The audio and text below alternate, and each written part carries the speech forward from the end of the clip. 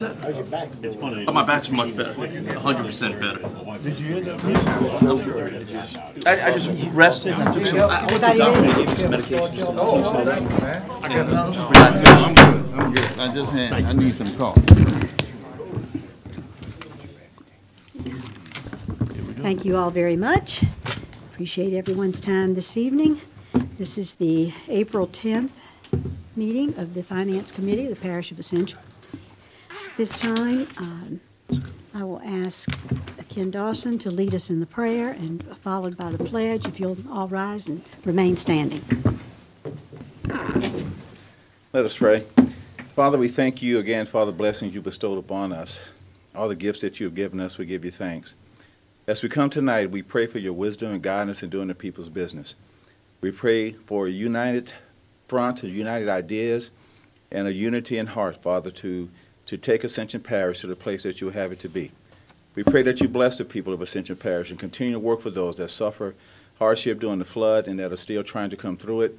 Give us the ability to help them any way we can, to look upon our neighbors, to assist them any way that we can. And these blessings we ask in Jesus' name. Amen. Amen.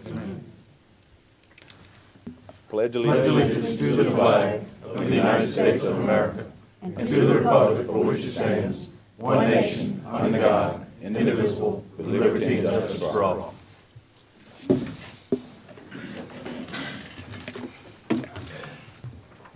Madam Secretary, Mr. Turner and Mr. Johnson are not with us this evening. There are no chair's additions.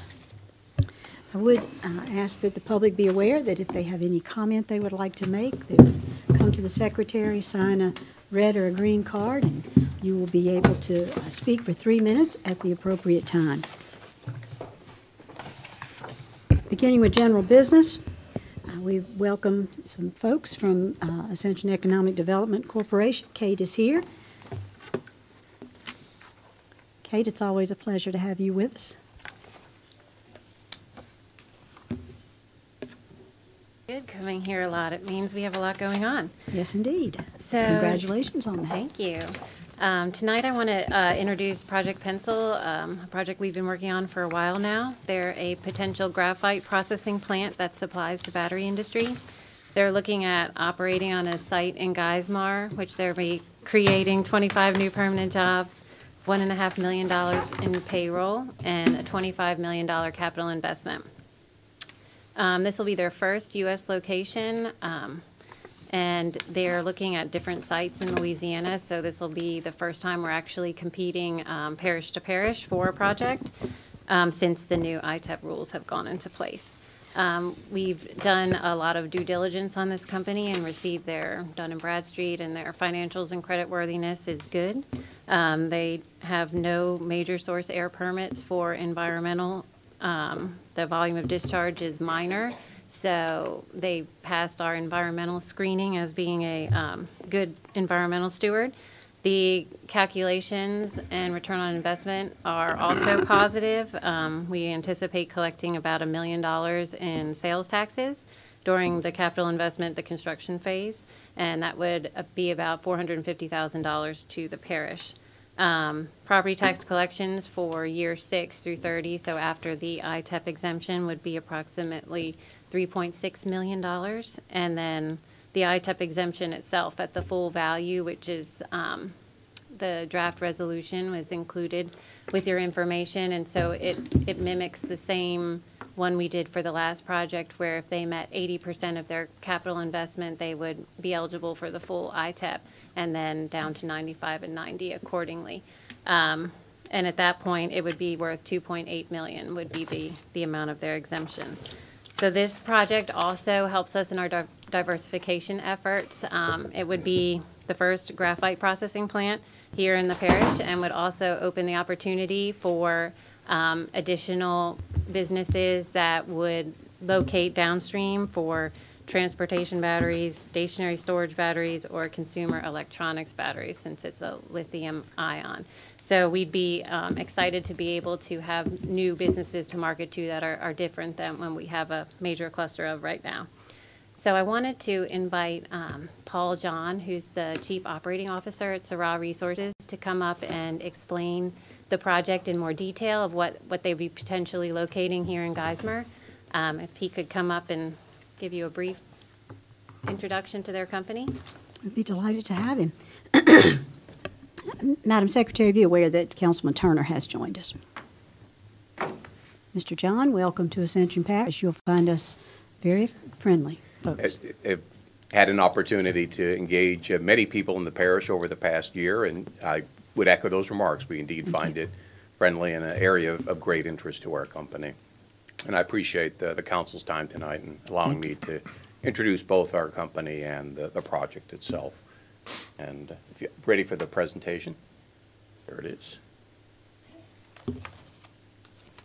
So I thought I would start by just quickly introducing the company and its major dimensions. We're an Australian industrial minerals and technology company. It was established in 2010 with the principal purpose at that time of establishing a graphite mine in Mozambique, Africa. And indeed, that mine in Cabo Delgado is the heart and soul of our operations today. We're headquartered in Melbourne, Australia. Our sales and marketing office is in Dubai, and our intention is to establish downstream graphite processing here in the state of Louisiana. So you can see in a relatively short period of time, we already have a global footprint. We are a publicly traded company listed on the Australian Stock Exchange. Our market capitalization is knocking on the door of about 800 million US dollars. We have about 650 plus employees. And the U.S. subsidiary, Syrah Technologies, was established approximately a year ago in 2017. The overall vision for our company is to establish a leading position in the graphite industry founded on our outstanding mining assets and also technology. But what was important for me and also for my two colleagues, John Swanson and Jared Provenza, who are here in attendance tonight, was knowing that the values of the company are consistent with the leading energy and chemical processing firms we've all worked for in our careers here in the Gulf region. And I'm pleased to say that we've found in working for Syrah that they share the same commitment to personnel safety, stewardship of the environment, and being a good community citizen that we all have had through our own careers. And I think you would find us a very good addition to the excellent stable of companies you already have in this area in that regard. Our goal is fundamentally to change the shape of the global graphite industry. And that, in fact, takes the form of changing the physical shape of graphite itself. Our mine in Mozambique, where natural graphite comes from, is the world's largest and one of the lowest cost flake graphite mines. We have a ore grade of 17%, which is over double that which you'd find in most mines. Our mine life is over 50 years, and we will have about a 40% global market share by the year 2020. But what is more notable for Ascension Parish and the state of Louisiana is what we're planning to do in the area of spherical graphite. Spherical graphite today is produced in one part of the world only, and that is China. Our intention is to be the first integrated producer outside of China, and that would establish a key position for us in the supply chain of global lithium-ion batteries. We're targeting sales here in the United States as well as to export markets, and we are collaborating with a leading technology provider of battery technology, Cadenza Innovation, who's headquartered in Connecticut. This is a quick snapshot of the lithium-ion battery supply chain, just to give you a sense of where we fit in. Now, working at the very top, our operations in Mozambique produce both flake graphite ore and also graphite concentrate. Our intention in Louisiana initially is to take the graphite concentrate and mill it, which essentially is reshaping it into spherical form, and then purifying it. Those will be the first two stages of our operations in Louisiana. Later, our intention is to add coating operations, which would then render it suitable perform in producing battery anodes, which you see at the lower left of this diagram, and that in turn is what is assembled into batteries and ultimately into electric vehicles. It's important to note that those part of the supply chain operations are other companies. It's not something we're going to be manufacturing. We're simply providing the graphite material that goes into that anode. And as was pointed out earlier, this could be some downstream industries that might be interested in locating Louisiana as a result of the enabling site that we're putting in place. What's very exciting about this particular arena of spherical graphite is that it is considered to be one of the core enabling materials in lithium-ion batteries. Today, there are approximately 1 million electric vehicles sold around the world. By the year 2030, that's expected to grow to 21 million vehicles. So the capacity that we would initially be installing would support approximately 1/20th of what the industry is expected to be by the year 2030.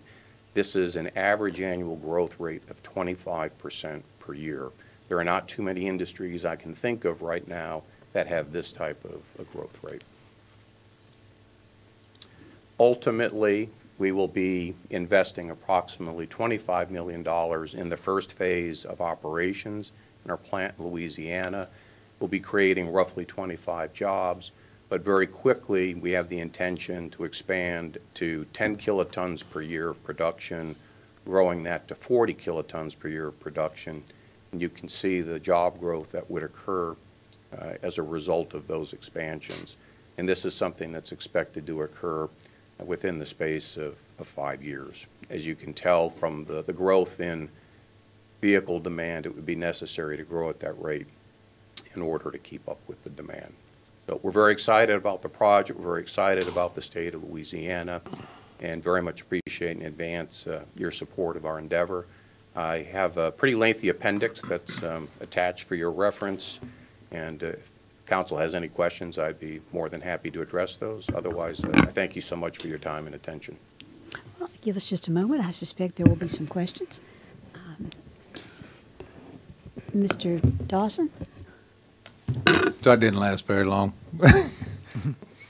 First, thank you for coming, Mr. John. I wanted you to expand, if you don't mind, on this expansion of your plant and the employees. So maybe I missed that. Was the size of your current plant, is that in square footage, or how is that the facilities that you're proposing now? So the initial facility would occupy space of between 50,000 and 60,000 square feet.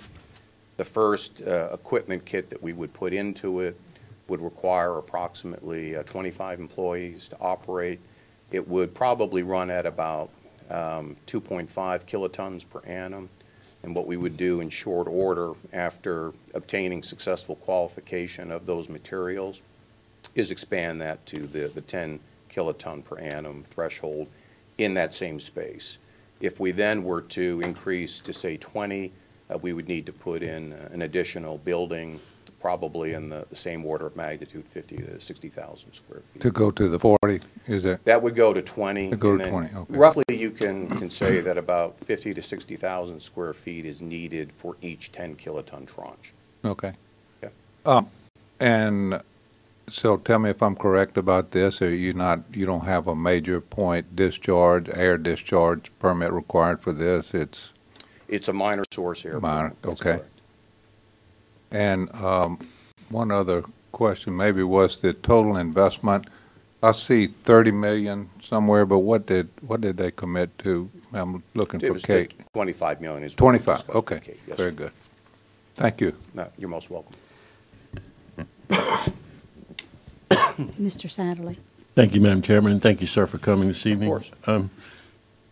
I'm curious, where in the last 8 years since inception of your company have you guys been processing the graphite, if you intend to do it now here in Louisiana? So what we've been doing since 2010 is developing the mine in Mozambique.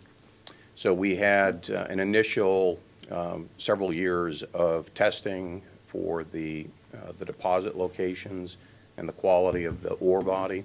And then approximately 3 years ago, we actually began investment in the mine itself. So we've spent a little over $220 million US in Mozambique and actually constructing the mine. And that came on stream in November of this past year. So, but the processing technology is all worked out and I guess patented, or is that anybody can do this? Or? So, I mean, theoretically, it's open art technology, so yes, anyone could do it, but I wouldn't encourage anyone to try it because there are a number of things to do it correctly and safely. But the technology that we're employing is technology that's practiced today in China. That's the only region that does it. It doesn't mean that, that means it's intrinsically bad technology or anything. It's actually very advanced technology.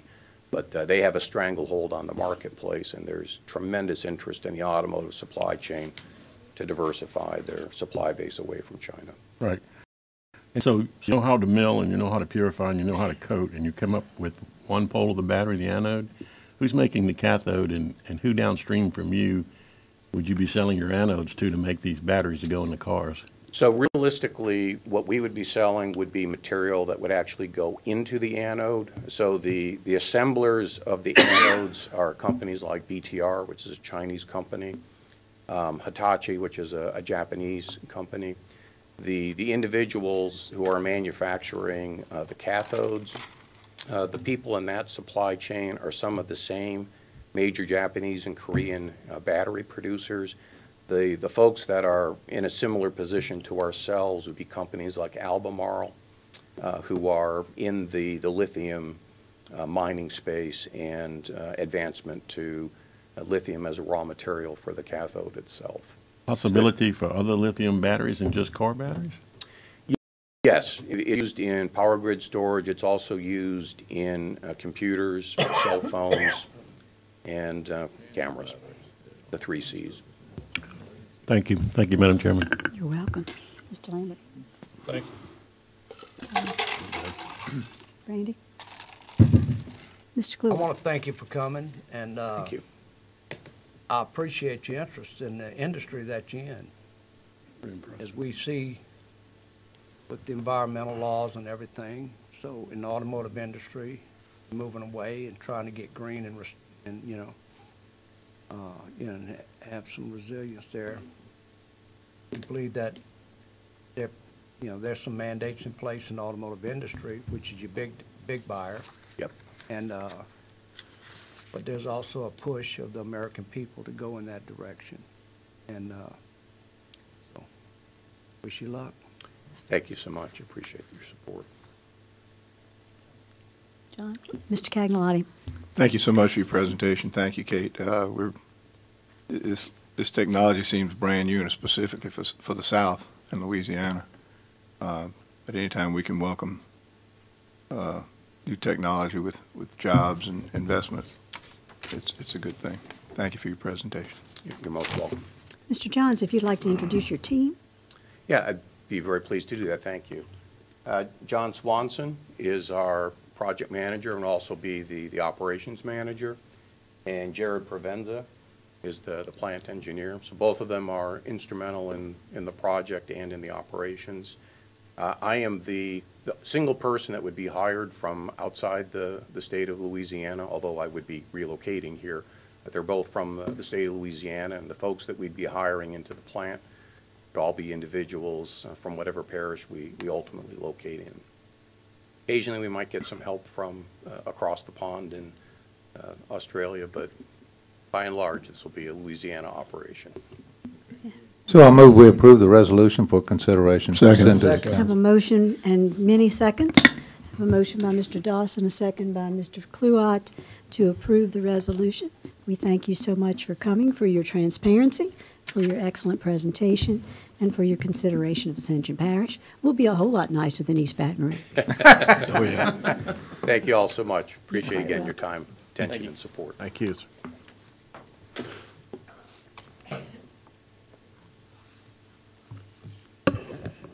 Kate, thank you, and Lisa very much. We appreciate you.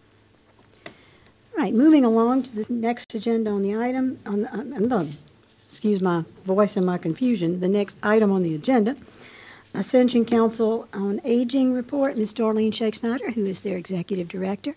Darlene, thank you for being here.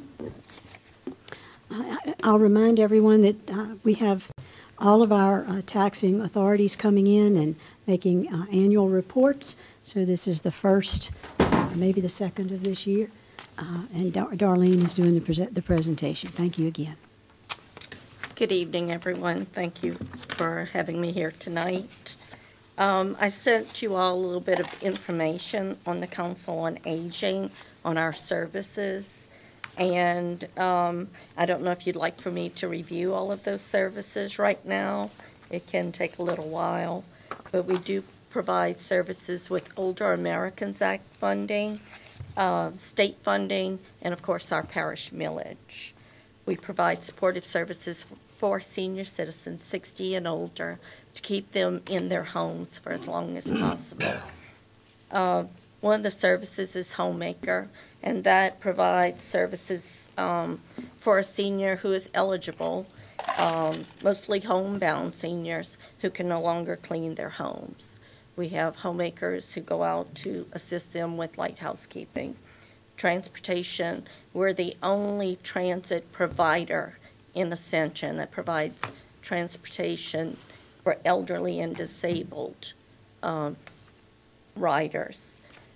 Information and assistance, we link all of our seniors with services. If it's things that we cannot do, then we try to link them with someone else that can provide that service for them. Outreach, I go out into the community and speak at different functions, and my workers go out trying to bring seniors into our programs. If we can find anyone in need, then we bring them into the programs and provide those services that may help them to stay in that home a little bit longer. Medical alert, that is, know you've seen the commercials, I've fallen and can't get up. Well, we connect them. They get that service through us at a discounted rate. And telephoning, we have frozen meal participants who only see a driver once a week. So we call them an additional twice more each week to check on those seniors who are isolated and have no family members. Then our Title C1 services, that's our services at the senior center, meals in a congregate setting. We serve 1/3 of the USDA recommended dietary allowance, and then we give nutrition education to our seniors in the hopes of allowing them to stay healthier. C2 services are our home-delivered meals. They go out to the eligible seniors.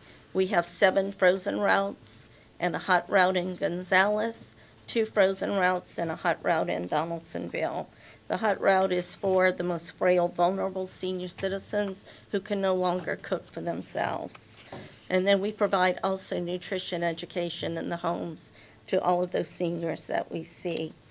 And then we have a caregiver support program, which is a Title III program that has not grown like I would like it to grow by getting more money from the feds for it.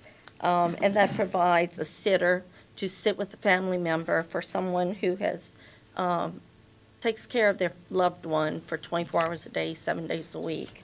So someone can go in a few hours a month, approximately 10 hours a month, so that they can go out, go to doctor's appointments, and wherever they need to go. And of course, we have our 2 senior centers, very active senior centers, where our seniors come in for socialization, they exercise, we have a lot of wellness programs, and we have recreational programs that they all partake in. We provide assistance with Medicare questions, enrollment in Part A, B, C, and D for Medicare, Medicaid enrollment, low-income subsidy and Medicare savings program enrollment, and senior RX assistance. Many seniors do not know that if they get into the donut hole in their Part B, that there's a program called Senior RX that can help them through that time when they are paying full cost for their meds. So we assist them to get that additional assistance. Our mission at the Council on Aging is to provide directly and coordinate the full range of services available through state and federal agencies to the elderly of Ascension Parish, and to create an atmosphere of respect for human life and affirm the dignity and self-worth of the older adult by providing a richer and more comfortable way of life and assisting them to remain self-sufficient. This fiscal year, we are on target to serve 25,712 meals in our senior centers. Our home-delivered meal routes will deliver approximately 112,718 meals. Transportation will provide almost 30,000 rides to people who have no other way to get anywhere.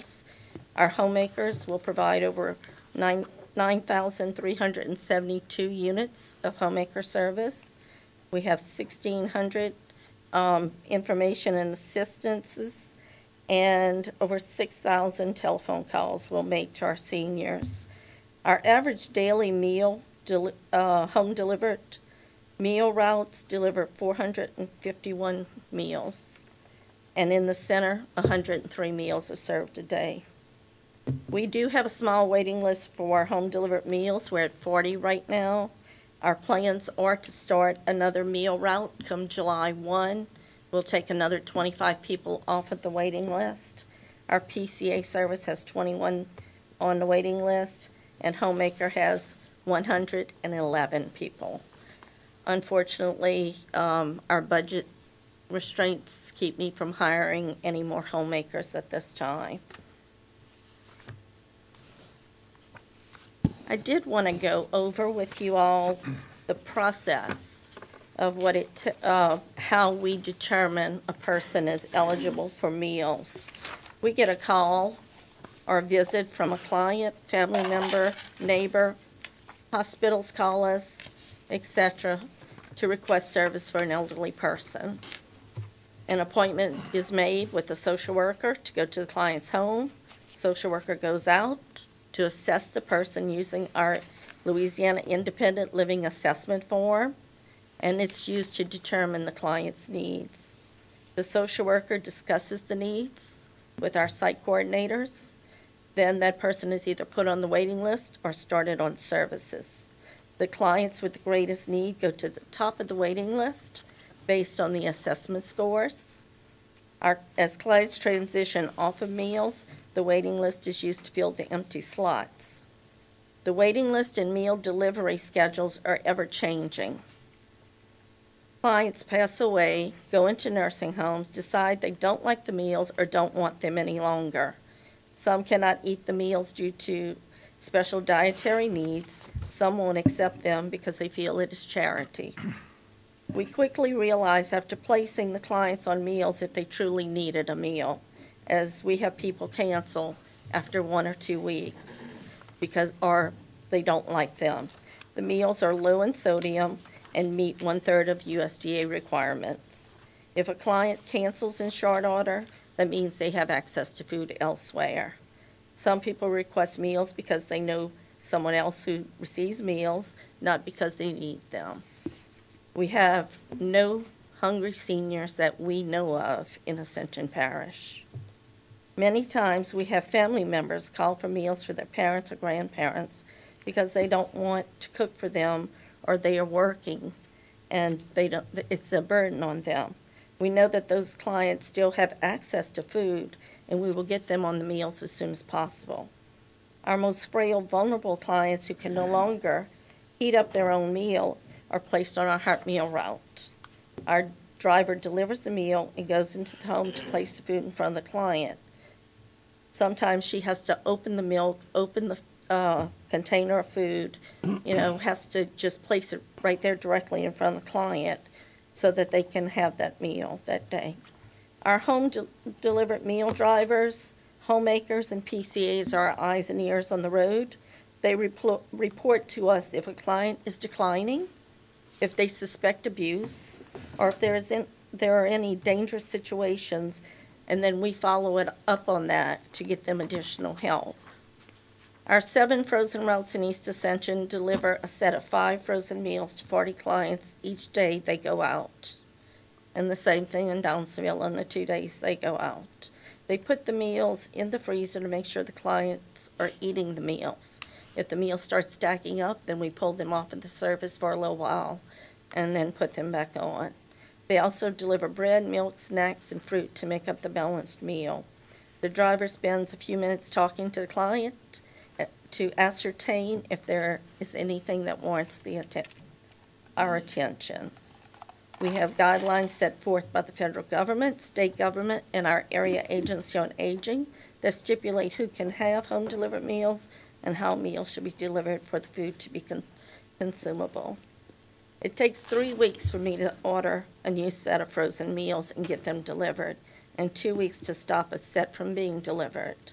I keep a short waiting list at all times because of this time lapse and the ever-changing lists.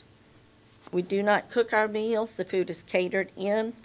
That is through a contract with our area agency on aging. The meal costs approximately $4.09 for each meal, and prices increase throughout the year depending on demand from the 10 parishes that we are part of. And it costs approximately $2.08 to deliver each meal.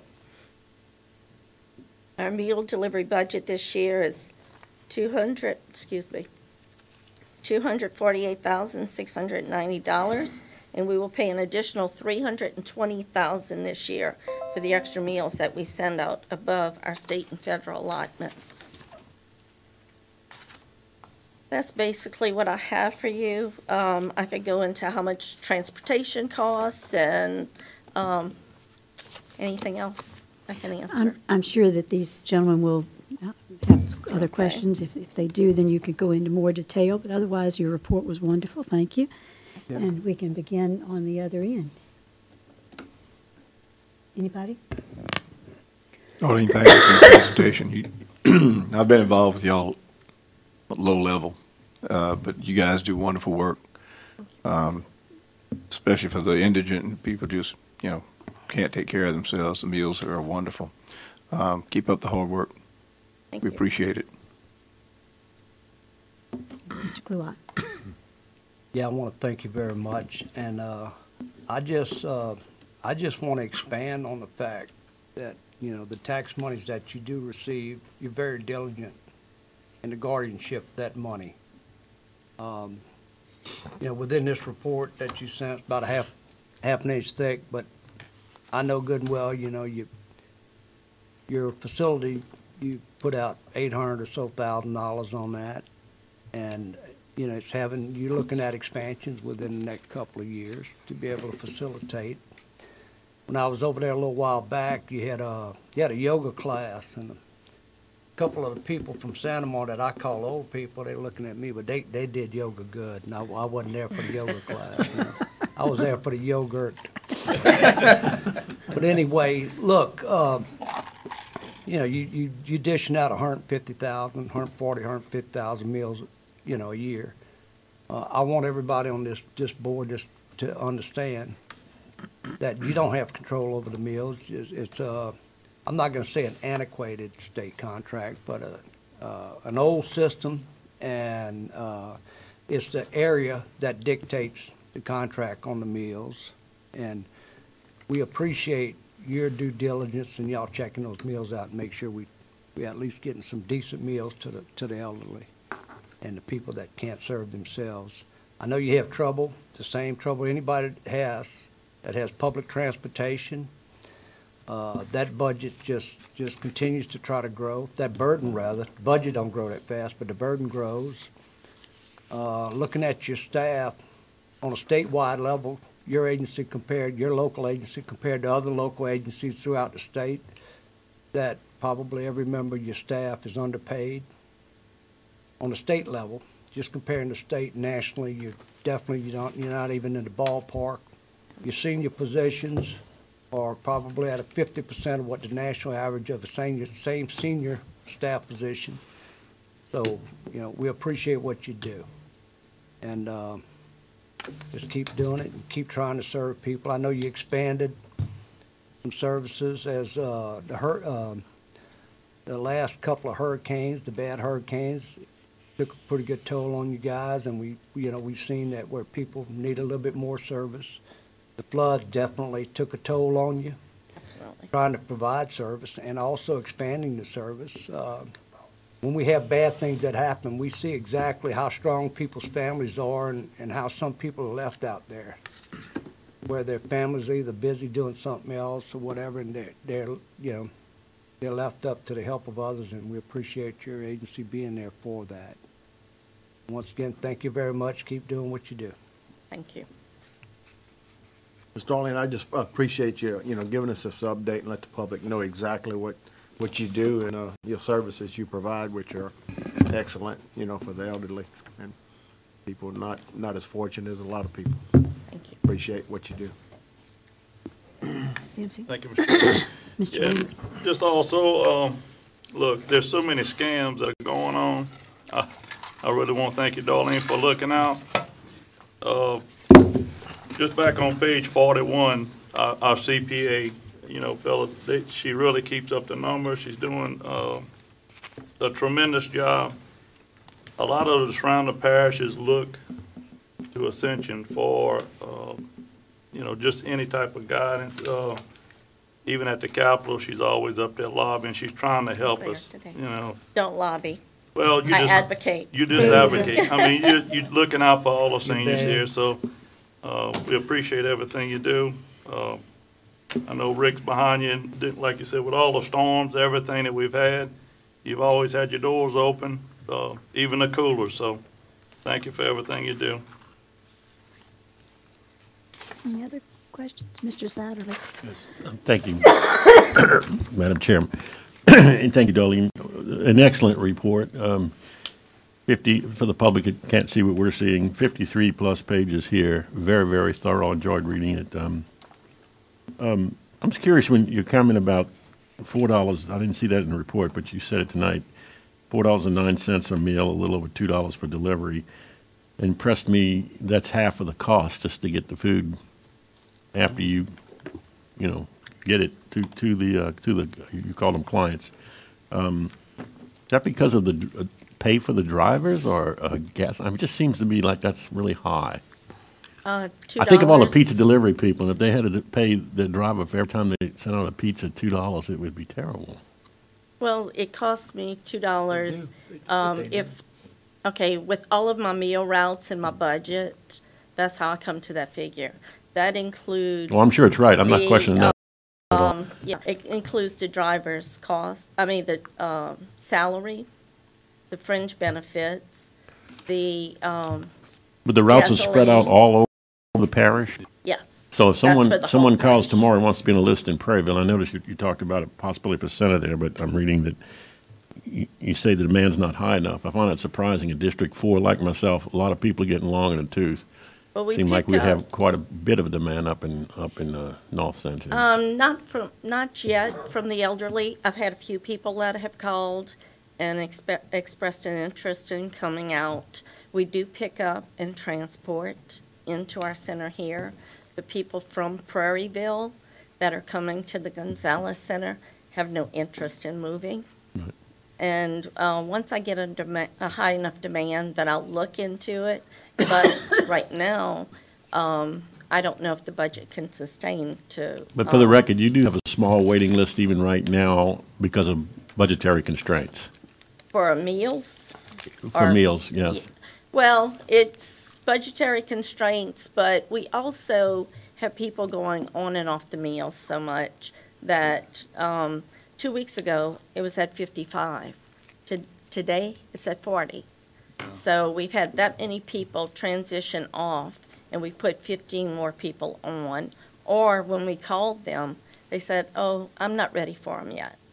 So I told my staff, okay, we're going to have people on a waiting list, and then they don't want them when, we call for them. So I've instructed them, if they turn them down the first time, then they go off of the waiting list, and when they really need them, they can call back. But my concern with the budget that I have is that, we have a little money in the savings, but there's so many things that are going on at the senior centers right now that need repair.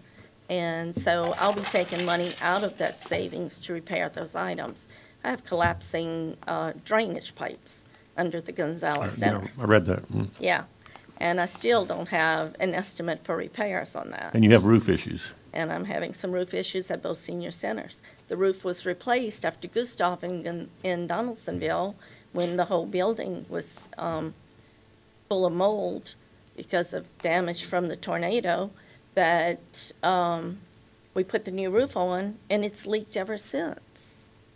So we have someone come out 2-3 times a year, fix the problems there, and they've continued on. They can't find, all of the problems. Thank you, Madam Chairman. You're quite welcome, Mr. Satterley. Anyone else on that side? Mr. Joseph. Yes, darling, how you doing? Okay. Darling, I know we have a problem, and I know we've addressed this problem. I just want to bring it back up. Senior citizen housing. I know you see it on a daily basis, yes. And I have tried, numerous of times, but Donaldsonville definitely need more senior citizen housing. And can you talk a little bit of what type of clients you have that need housing? We have clients on both sides of the river that need housing. We have senior citizens that live on $796 a month. So you can imagine how hard it is to pay rent out of that. We had a case today, and I've instructed the staff to call EPS about. Lady was discharged from a nursing home. I don't know if she was there for rehab. I don't know if they discharged her because she wanted to go home. She went home to a home that had no running water, no electricity. And because of the shape of the home, they will not give her a permit to put the electricity back on. So we found her today in the home. She was stranded because there was some damage to the floor, so she couldn't maneuver in her wheelchair. And she doesn't need to be in that home. She needs to be in a better place, but she can't afford anything better. So her other option is right now to go back into the nursing home, but she doesn't feel like that's where she wants to be. So our job is to keep people in their homes. However, we are we have a lacking of senior housing in Ascension Parish as a whole. Donaldsonville has the one facility that has a huge waiting list. I think it's several years before someone can move in there. It stays full.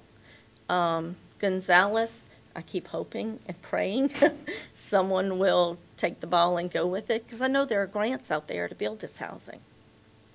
So if any of you would like to look into that, it would be greatly appreciated. But we get calls on a daily basis from seniors who can't afford to live on their own. Some are living with children and begging. There's a lady who applied for a job with me who's living with her daughter, and she's looking for a job so that she can find a place of her own, and she's in her 70s. Thank you, Darlene. That's one of the issues that we at parish government, we have overlooked. We everyone talk about infrastructure and housing here. Those houses are going for $250,000 plus. Those senior citizens can't afford that, and it's up to us to make a decision or come up with an idea for those senior citizens. They have lived here, worked here, and they do deserve better. So once again, we have a meeting with USDA tomorrow, and hopefully they can come up and we can bring some idea to this council, and hopefully they'll move forward with it. But thank you. Thank you, and please keep me in the loop. All right. Mr. President. Darlene, I just want to thank you and your staff for all the hard work you do, and if any of you councilmen never been to her facilities, you need to check them both out. They're very clean. Most of the people are real jolly. They do a great job. I talked to Darlene several times about things and problems, and the number one issue is these seniors cannot afford the rentals. In Gonzales, the cheapest rent is like $1,000 for 2 bedrooms. I called a realtor this week to see what's out there. There's nothing under that. And I mean, so sometimes they team up and it's still $500, but if you pay $500 and you only get $700, $800 to live on, I mean, it's pretty tight. I don't know, like Mr. Joseph said, we are meeting tomorrow because I want to know what the particulars on it. We could find a contractor that would want to do this. You know, I don't know all the particulars about it, but the senior housing is really, really bad in Ascension Parish on both sides of the river. As far as her expansion, she just told y'all she does an expansion when she gets enough money. Well, through the time, she uses that money because a couple of years ago, I notified the city of Gonzales that we were taking back that T-ball park so she can expand. But she had to use the money. So, you know, I told them I don't know when we will actually really need it, but she's very frugal with her money and does a great job. It's just a growing problem, I guess, and she does do a great job for what she has. You know, between Martha and the USDA, maybe we can come up with something to help the situation. Thank you. Thank you. Thank you. Thank you so much, Darlene. For the public's interest, Darlene's audit is in our packets, and there were no material weaknesses found there. So she has done an excellent job. Thank you so much. All right. Item number 7, flood update on projects and FEMA reimbursement. Mr. Rick Weber. Good evening, Rick. Evening. Madam Chairman, members of the committee, my staff and I want to give you just a really quick update on the August 2016 flood. The biggest thing right now, we're moving from a FEMA obligation to a management shift from FEMA obligation to GOSEP reimbursement. First item I want to touch on is the parish auction of the 8 vehicles and 1 tractor that was destroyed during the flood. A project worksheet was written on that for $199,000, but we couldn't do anything with that project worksheet until we actually salvaged the vehicles. By law, getting a legal opinion from our legal department, we couldn't sell the vehicles or auction them because they had a salvage title. So we actually had to salvage the vehicles. So we got 2 quotes. One came in, the highest came in at $18,600 from Howard's Used Cars based out of Mississippi. That amount, that $18,600, will be subtracted from the $199,000, and 90% of that will be reimbursed back to parish government for those vehicles. Right now, purchasing is working with legal to figure out exactly what's the procedure to make that happen, but that'll be happening pretty soon. Second item I wanted to touch on was future flood property and casualty insurance for any of the buildings that were damaged by the flood. At closeout, if you look at that statement that I have on page 1, that means that we have to have a obtain and maintain clause in every one of the project worksheets that we do. So at closeout, parish government needs to have flood insurance on every building, or it will not be eligible for any flood claims moving forward. Still for hurricanes and tornadoes it would be, but for flood it will not be eligible unless we put flood insurance on these buildings moving forward. And we're currently coordinating with the administration to make that happen. You know, again, as we calculated, if we put flood insurance on the structures 20 years ago, we still would have had a positive return on investment for the parish if you combine it with the FEMA reimbursement. So that's basically my update. What I want to do is bring Michelle Rayborn up here, and she's going to give you an update on the temporary categories of work, all of the emergency protective measures. So, Michelle.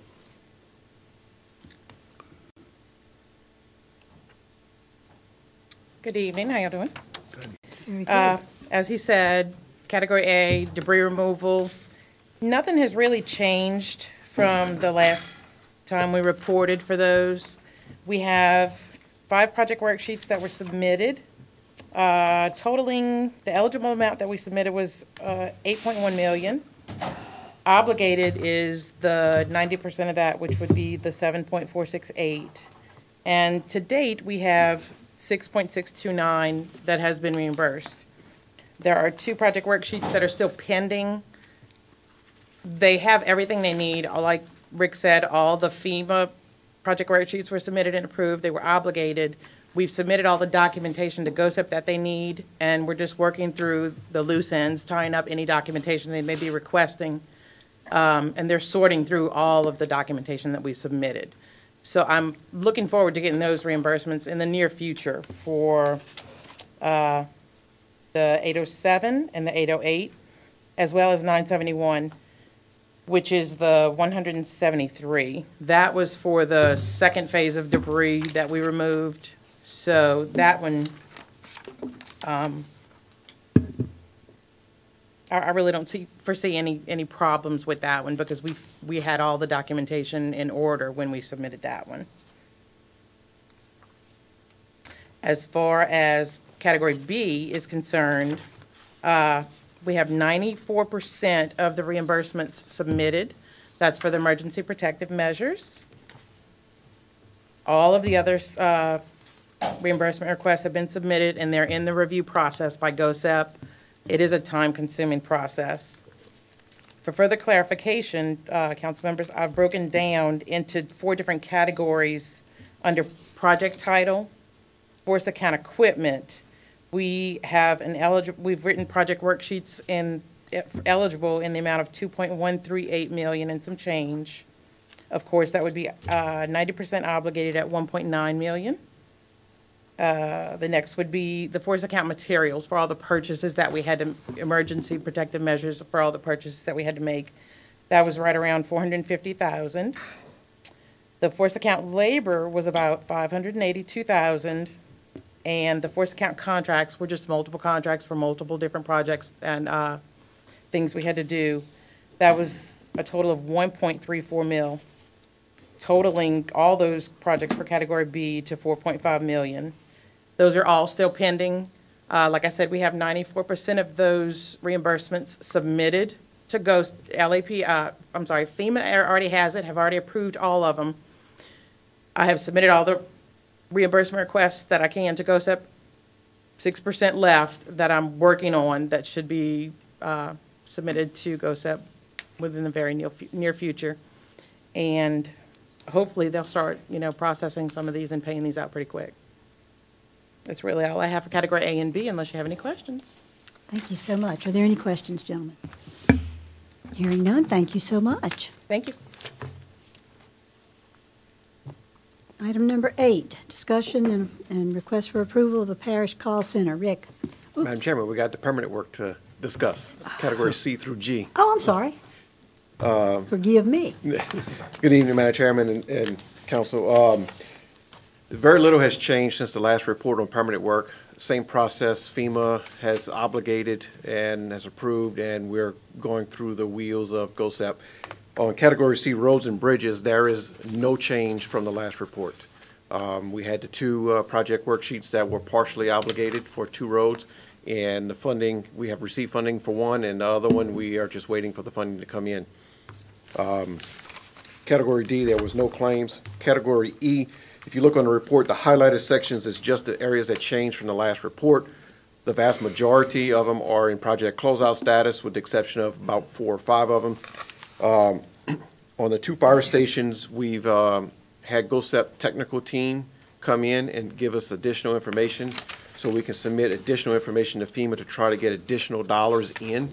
That has been submitted to FEMA, and FEMA's reviewing that additional data to make that determination so we can determine if we're going to make a formal request with the preliminary data that was submitted in. We also had GOSEP technical team that came out for the Santa Maria Rec Center and also PJ's Landing to get that same additional data to see about getting dollars and everything else. The Santa Maria Rec Center is the only facility that we still do not have a PW on. And the main reason for that is we have 3 forks working on trying to get that done. We're working, going down the road with this GOSEP technical team. We're also working down the road of substantial damage, and we're also working down the road of hazard mitigation dollars. So we're trying to take this thing in a 3-fold thing to see which money we can get to repair or replace that structure, where we can get the most dollars and leverage that. So we're still working on that. The GOSEP Tech team has provided great support, and we have a lot of data that has been milled and gone through, and we are actually compiling to get a report submitted to GOSEP. And also, we have been working with Myers Engineering in great depth in getting the hazard mitigation dollars, figures that's needed to try to work that angle also. So we have multiple angles we're working to try to get as much dollars we can leverage for this facility. And then on the Cancer Center, we received a PW. We still do not have the insurance review. If the insurance review goes as what we've seen on the other two facilities that we've already made insurance review, we're looking at between a 70 and 80% penalty for not having flood insurance. But we still have not received that final PW with the insurance review to know what penalty we actually will receive. And then on the equipment, as Mr. Weber mentioned, we've got the quotes. The administration's working with legal to try to get that finished so we can get that PW taken care of.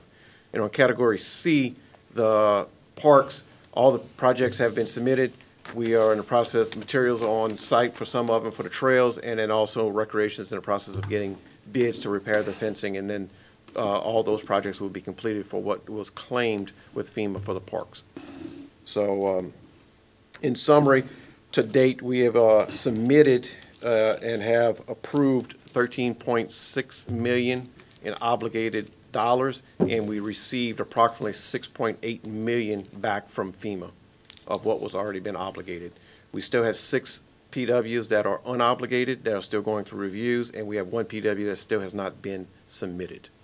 So that's where we stand right now. I answer any questions that y'all may have. Mr. Dawson. Thank you, Madam Chairman. When you mentioned hazard mitigation, do you have any more detail on that? Like, what's the status of that, and how much have we applied for? Okay, the hazard mitigation that I'm speaking of is dealing with what they call, FEMA calls the 406 mitigation, which is mitigation that is used for permanent structures that we can apply for to take measures to prevent further damage in the future for buildings that we are repairing. So that's not what I'm talking about. The hazard mitigation grant with the millions of dollars. This is a completely different funding source, but it's also called hazard mitigation. So do you have an update on the millions of dollars one? No, sir, I don't. Okay. Maybe it's more to Rick, but will we, in the end, will we have a number that says this is what this flood cost us? Yes, sir. We will, based off of all the project worksheets, we will know, based off the repair expense, we will have those figures once we have all that data, but it's still work in progress. And if I go back to the hazard mitigation, is that something need to talk to the grants, Ms. Collins, about? Is that correct?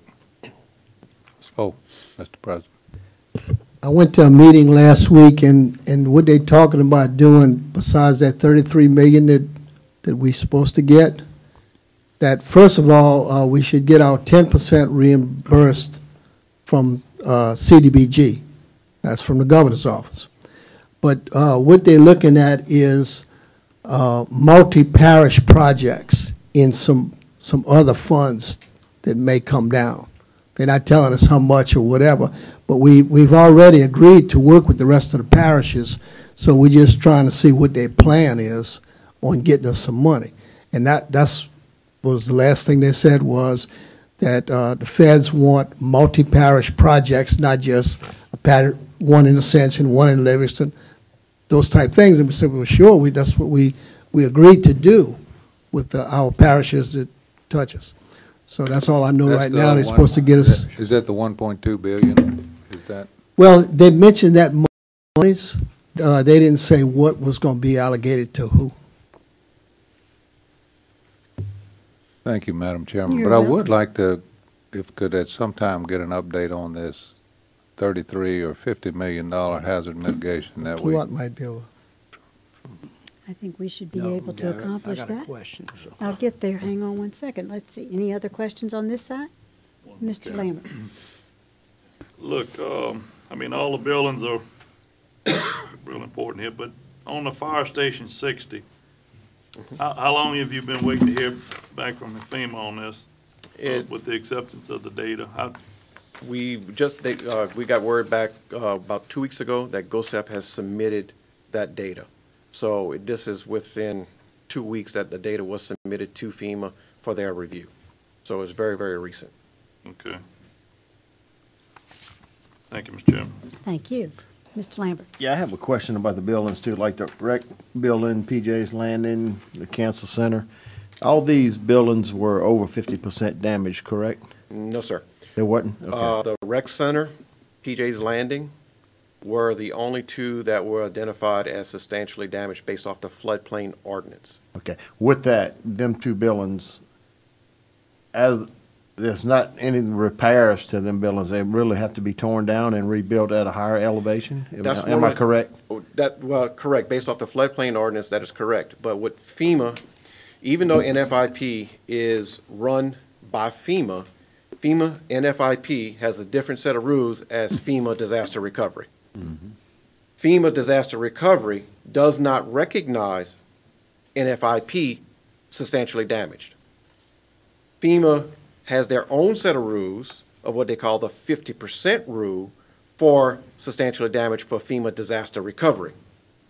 And the challenges we're having, that's why we're working Three Forks down the road, with, especially with Santa Maria Rec Center, is FEMA looks at it as repair cost of like kind at the time of damage. They can care less about code standards upgrades.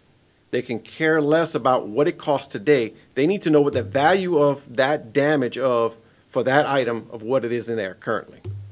So if you have an item that's, and the challenge we're running into, to give you a perfect example, of Santa Maria Rec Center, is we have 5 outside condenser units that are 10 ton each with 2 20-ton air handlers. They're all R22. FEMA says you have to replace that with R22. They will not give you credit for the new Puron 410 Freon, which EPA has mandated that has to be changed out. So FEMA doesn't recognize the R22. FEMA says you got to repair it. But it's going to cost you twice as much to put this new air conditioning in. You get no credit for. So that is the challenge we're dealing with FEMA on these last, I guess you can say, hanging fruits here of buildings that are not repaired in Ascension, because of situations just like that. Yeah, and we're working every angle we can to get the most dollars we can for the parish. Yeah, just a heads up on it, R22, it's no longer made by, 2020, I believe? 2020 is banned from being sealed and everything else. The cost of it right now is really just out the roof. That's correct. But FEMA says you got to repair it with that. Yeah. So, yeah. Appreciate the update. Mr. Kluwat. Yeah, and just to expand on what you said, I thank you and the whole staff for working on the Santa Maria Park building, okay? We're gonna continue working on it. Yes. And I know you guys are. You know, and the logic, the normal logical thinking, you know, bringing common sense into the picture, which was a mistake, dealing with these guys. We think that they would give you the credit for that type of repair based on a no value of something toward a different whatever materials. But I'm glad you went ahead and explained the FEMA versus the NFIP and the rules and regulations. I mean, they run their own country, and they have a set of rules that they're only going to give you so much, and they're going to work with you on a rebuild, on the 50% rebuild, and they don't care what the elevation of it was. That's not one of their qualifications. One of the things we talked about early on, and before we even got into rebuilding, was where do we stand with our insurance and our ability to insure buildings, and where we stand in the future. You know, that's my personal dilemma. Yeah. I say rebuild it like it is, you know, but, you know, I got to look to the future. I got a quick question. Keep working on those buildings over there, and I'm sure we're going to come up with something. The money Mr. Bill Dawson was talking about, you know, the big grants. We can do some checking on that, but that's in a slow crawl, and so just like everything that you guys have been working on for a year and a half. I want to know on category D, you know, Rick, or y'all can jointly answer, you know, water control and levies. We have no applications submitted on that. Is that something that we're moving through another department of the parish, or is it, is the title of the category misleading to a point? and it's misleading to a point. Yes, we did have damage to some levees here in Ascension, but because of the damage was done as protective measures, they were put back in place as protective measures under Category B. If we had levees that were damaged, or a dam or pumping station or whatever that was damaged catastrophically from that, then it would have been a permanent work repair, and that would have been applied under Category D. But the damage that was done to the levees that they did for the dewatering and all that was done with force account labor, force account equipment, and it was done under Category B for the claim. I just wanted that cleared up. Yes, That's sir. all, for everybody. Hey, keep on trying. I mean, I know other areas that flooded, you know, the Katrina work and in '06, you know, so people were 5 to 6 years out before things were settled and final things came in. And we went through the Gustav and Ike over here, and so we're still young in this event. So I'll keep beating the doors down. Thank you. Thank all you guys. Appreciate it. Mr. Lawler? Thank you. Mr. Cagney, thank you very much. And I apologize for No not problem, Madam realizing Chairman. you still had a ways to go. My paperwork was hidden under something here. Gotcha. Madam Chair, Thank one you. request that we Sure. will make is, instead of doing this bi-monthly, is maybe doing it quarterly, because right now we're in a very slow pace. Sure. If something significant comes up, we'll make a request to get on the agenda, give you all update immediately. But Absolutely. we would like to switch it to quarterly unless the council has a That's- objection. That's an excellent suggestion. Thank you very much. All right, thank you. Okay, thank you.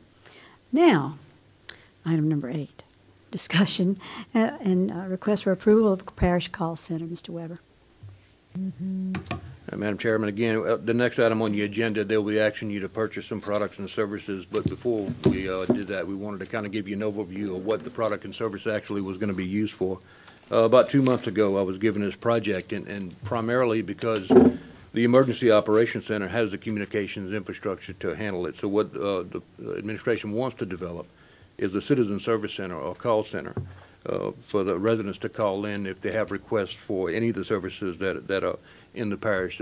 My only request was that when we do this, it had to have an emergency management component. You know, if it didn't, and I wasn't interested, you know, so if I can use it and enhance the tools that I have in my office, that was fantastic, and it will. You know, from the tools that I've seen that we can use in it, it will. The call center operators will be cross-trained as emergency managers, so that'll be a good thing. So at a flip of a switch, they go from call center operator to emergency manager. If you look at that first page, it's called a SIPOC diagram, for lack of a better term, but it's suppliers' inputs, process, outputs, and customer or end user. If you want just a really quick snapshot of what this system is going to look like, the call center. If you take a look at the suppliers, it's going to be the South Central Planning Committee, Everbridge, which is a mass notification system, Access Communications, my office, IT, HR, all of these are the suppliers for this one system. And the next block over is actually what the input, whether it be software, the mass notification software, facilities, finance, or personnel. And then how do you transform that input by using the process that you see across the bottom of the page? And then you look at the output, which is going to be work orders, work status, all the statistics that involved with the work orders, and who's the end user, who is the customer. It shows you who that is. So if you want a really quick snapshot of what this system is going to look like, this is kind of a takeaway for you that you can use to see that. On the next page, you'll see a system called Avaya Call Center Elite. This is one product that I had demonstrated for me, and I'm on the verge of putting it in all 21 stations in the Emergency Operations Center. I think it's that good. When the call center operators would answer the phone, they don't answer a phone, they answer it on an IP, on a computer system itself. So they have one monitor running with Avaya, and then the South Central Planning software will be on the other. This is actually not going to be a 311 call center. We're going to advertise a number that they can call in for a customer service center. The reason why is that we would have to coordinate with ETEL and Cox and all the other telecommunications industry to modify their nodes, and that'll cost us about $60,000 to $70,000 extra a year to do that. So until we get this project underway, this baseline project underway, I'd highly recommend that we just use a number instead of using an actual 311. In addition to that, if you dial 311 now, we're not sure that it's not going to roll over to the East Baton Rouge 311 center and not here. So we're going to advertise a number instead of being an actual 311 initially, and then we'll evaluate that later on. This call center will not operate 24/7. We're going to have normal business hours that we can operate it under, but I'm going to use what we use in Emergency Operations Center now, which is Stericycle. So when you call the Emergency Operations Center, you don't get a recording. You get to speak to somebody live, and that person contacts me or Rachel or somebody else in my staff. So I never want somebody to call the customer service center and hear a recording. I always want them to talk to a live human being. So that's the first stage. This is the system that they'll use to take the call. It's very, very well put together. The system can handle 28 calls at a time. The PRI can handle 28 calls at a time. They can park a call, put it on hold, transfer it to another department, all on a computer screen. So if somebody calls in and they just have a question, they can drop it to DPW or they can drop it to Lamar Dixon if they want rates on RV parking. So that's the first system that we're going to touch. The next one is My Government Online. This is from the South Central Planning Commission, and it's already in use by our Planning and Zoning Department. And if you look at the very next page, is going to be the customer portal. This is how our residents can actually contact and communicate with the customer service center. They can do it with a smartphone, they can do it with a tablet, they can go online to the website, or they can simply call in to the call center and make a request. We had 3,300 calls that came in, so we've been tracking them over the years. So we're looking at about 3,400 calls that we're expecting to have over the next year. So that's the four modes actually that the residents can call into the call center to make a request. The next page that you see is actually the operator control panel. When it comes in, the call comes in on Avaya, they'll have the basic information. They're confirming that, keying it into this control panel, getting their follow-up information to call them back to make sure that the request has been completed or has a good status on it. It geocodes it and actually pins it to a map when they're doing it, entering that data in on the control panel.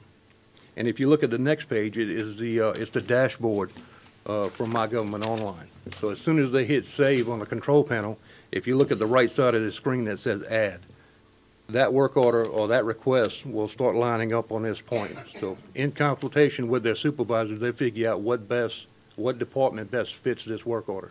So they can drag it and drop it over to that department. And the key is that there's going to have to be a point of contact at the department that understands this, and how are they going to prioritize it, and how do they get it out to the field, and how are they going to manage it. So the next page, if you see it, it'll be a map. The good thing about this system is that it'll geocode the work order. So actual residents, it'll be public facing, so the resident can go online and look at the status of their request on this map. So it color codes it. As it's in progress, it changes it to yellow. Or if it needs a follow-up, it changes it to red, so you'll be able to see that.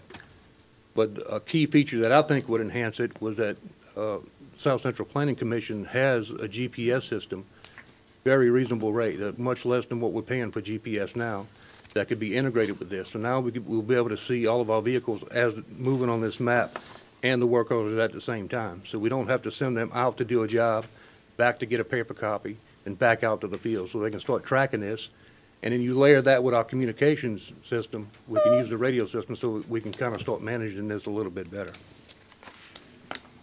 And on the next page, you'll see a system called Everbridge. Currently, we have a system called Code Red, and it's our mass notification system.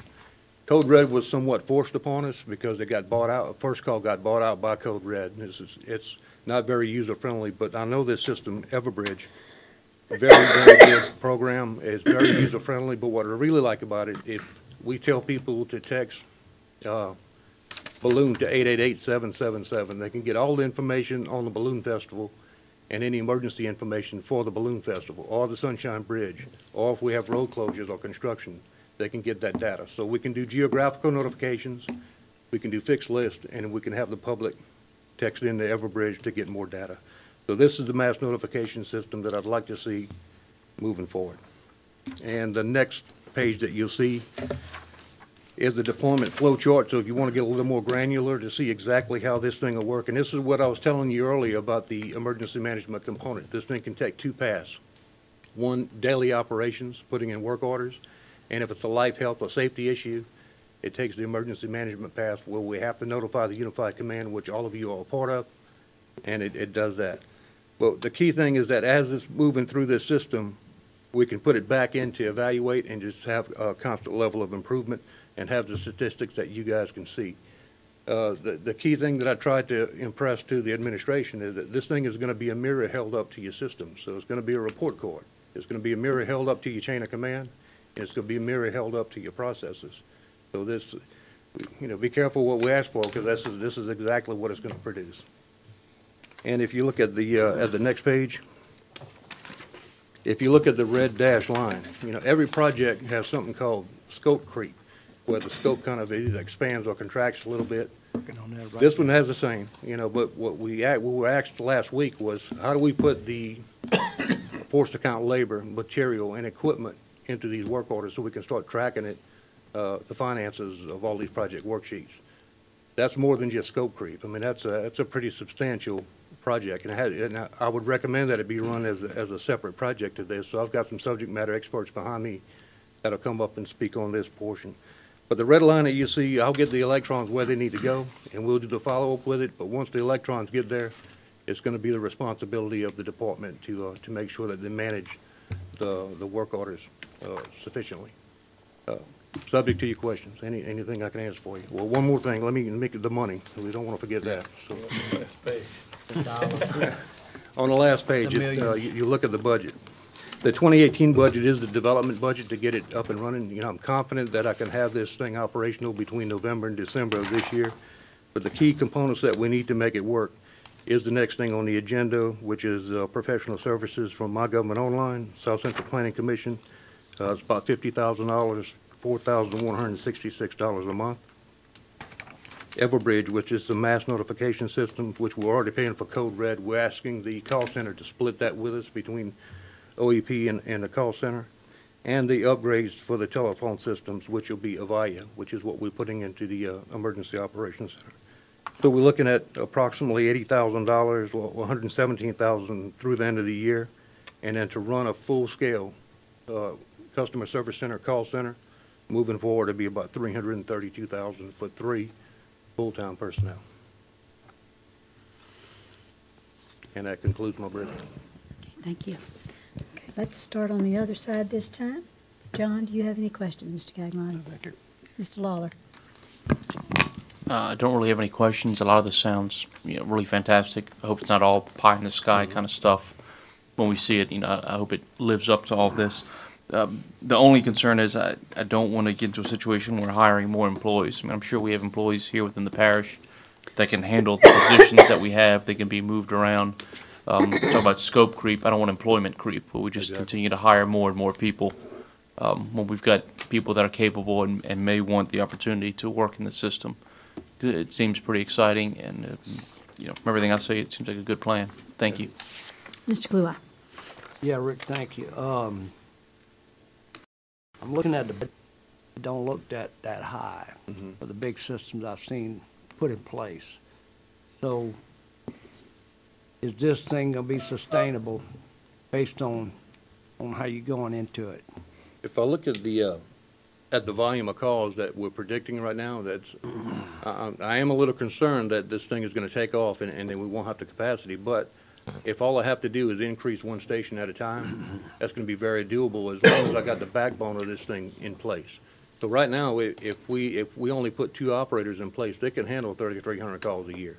I don't think that that's going to be an issue.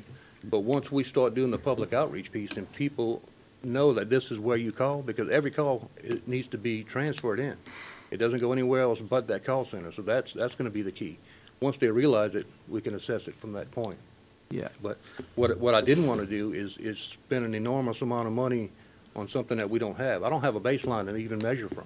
My baseline is going to come from the first 90 to 180 days of operation to see how this thing goes. So I can make an adjustment pretty quickly if I get the backbone in place. So based on all departments buy-in and administration buy-in into this, and IT being able to integrate it, do you see it as a full-service type of 311? Not using 311, it might be a 450 or whatever, but do you see? Oh, absolutely, and I think that the key component is that if any department, DPW as an example, gets a call, they need to be trained and understand to transfer the call to the call center. We want to start tracking that stat and that data. So, yeah, I believe that we have the capacity, and I believe it'll integrate into other systems that we have, including the ERP, the new ERP that we're building now. Quick question, based on your slides that you had in your presentation, if a constituent has a call in and there's a work order goes in, you showing that they can call back and check on it? Yes. And they can see something? Yes. They can, we're going to train the operators to do follow-up, to call back to the resident, and we want to guide them towards the interactive map so they can see the status of the request that they made.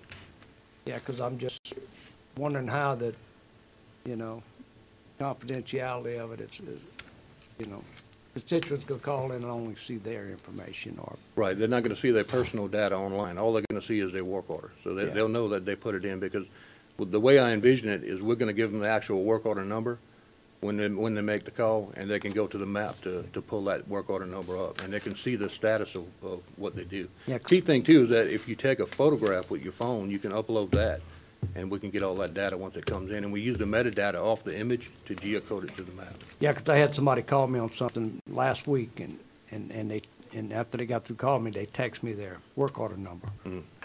Is that it? You know, and so it would just be great. Okay. We've kind of been leaning in this direction for a long time. Like I said, I know this is a lot of money, but I've seen it cost a lot more to implement. So you know, I don't want to go in cheap in something that never gets fulfilled and don't get built out. Okay, that's all I'm saying. With the amount of funding that you see here, we'll put in the essentials that you need to run a call center and expand it if need be. We've already got the systems in the ELC in place, so the expanded is not going to be that difficult. And you're also talking about you'll be moving away from some other contracts, so, you know, that brings it back into the financials. One of the IT platforms that we will move away from is Cartograph, which is more expensive than the system that we're buying. So we're moving away from that. We're moving away from Code Red and putting in Everbridge. So we're trying to be cognizant of the money that we're spending on these platforms, because I know, like I am, I just don't like using multiple platforms when we don't need to. You know, if we can standardize the platforms that we use, it's a good thing. And we'll take some of the dollars out of those budgets and it'll go back in toward the same effort. Thank you, sir. Appreciate it. Mr. Lambert. Yeah, Rick, is it all in budget, where you have to amend your budget to get this in? The only thing that we're going to amend initially is the $50,000 to get the software, so we can begin the initial part of the project, and then we'll go in and speak to finance about getting an actual separate budget for just the call center. And the reason why I'm requesting that is I want to give you guys a return on investment of what you're spending on the call center. I don't want it skewed by what's in the Office of Homeland Security's budget. I want you to see just what we're doing, just with the call center. So some will come from parish government, not out of your budget? Right. Eventually, it'll all come from parish government. We're going to share some expenses, you know, the answering system, some of the IT expenses, but it'll be its own standalone budget. Okay. Thank you. Mr. Joseph? No question. Mr. Dawson? Thank you, Madam Chair. One, Rick, I appreciate all the work that you've put into this, and so I know you've had a few iterations in it. Could you talk a little bit about implementation? I mean, what it appears to me that 2018 is maybe a trial balloon for this, and then full implementation in 2019. Is that correct? That's correct. I want to get all the systems in place and the personnel in place and get them trained, and then start getting a baseline for it. Implementation around November, December, but 2019 as well. I want to do the actual full public outreach piece and start letting the residents know that this is exactly what you need to call into, and that'll give me a good baseline of where we stand. So, like in the case of the council, will we have another opportunity to look at this after this trial period before it's fully implemented? What I'd like to do is get the software and then design the software based on the structure of Ascension Parish. If I can do that, I can come back to the council and say, this is exactly what our system looks like. Right now, if I show it to you, you'd be looking at another parish's systems in place. So I want you to see exactly what the system is going to look like based on the structure of Ascension Parish. And that's something I want to come back to you and show you. So we talked about below the red line here on the previous page. Right. So there are, can you talk about the implementation of that and the cost of that? Right, and what I want to do is bring up Brandon O'Day from our IT department. I'm solely will be responsible for the call center itself. But once the work order runs out of there, he can show you exactly how this system will interact with the work orders and how it's going to be managed from that point on.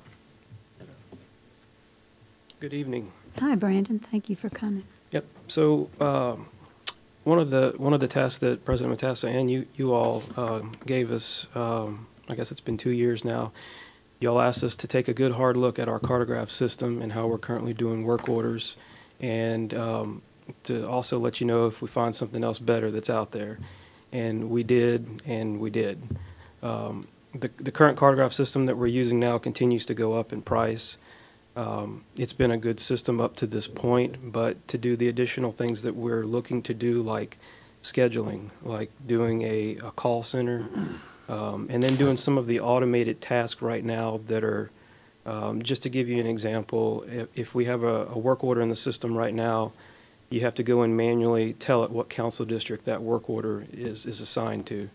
And there's been data input errors that we found, as high as 15 to 20% of them are not correct because, it can be hard if you don't know the parish backwards and forwards to know exactly, this address point, what district that's in, if it's on the edge of a district. This software is going to allow, based on the address that is put in that call center, it's going to automatically associate the work order with that council district without anybody having to do anything. So that's some of the technical things that we've looked at that we really like about the system.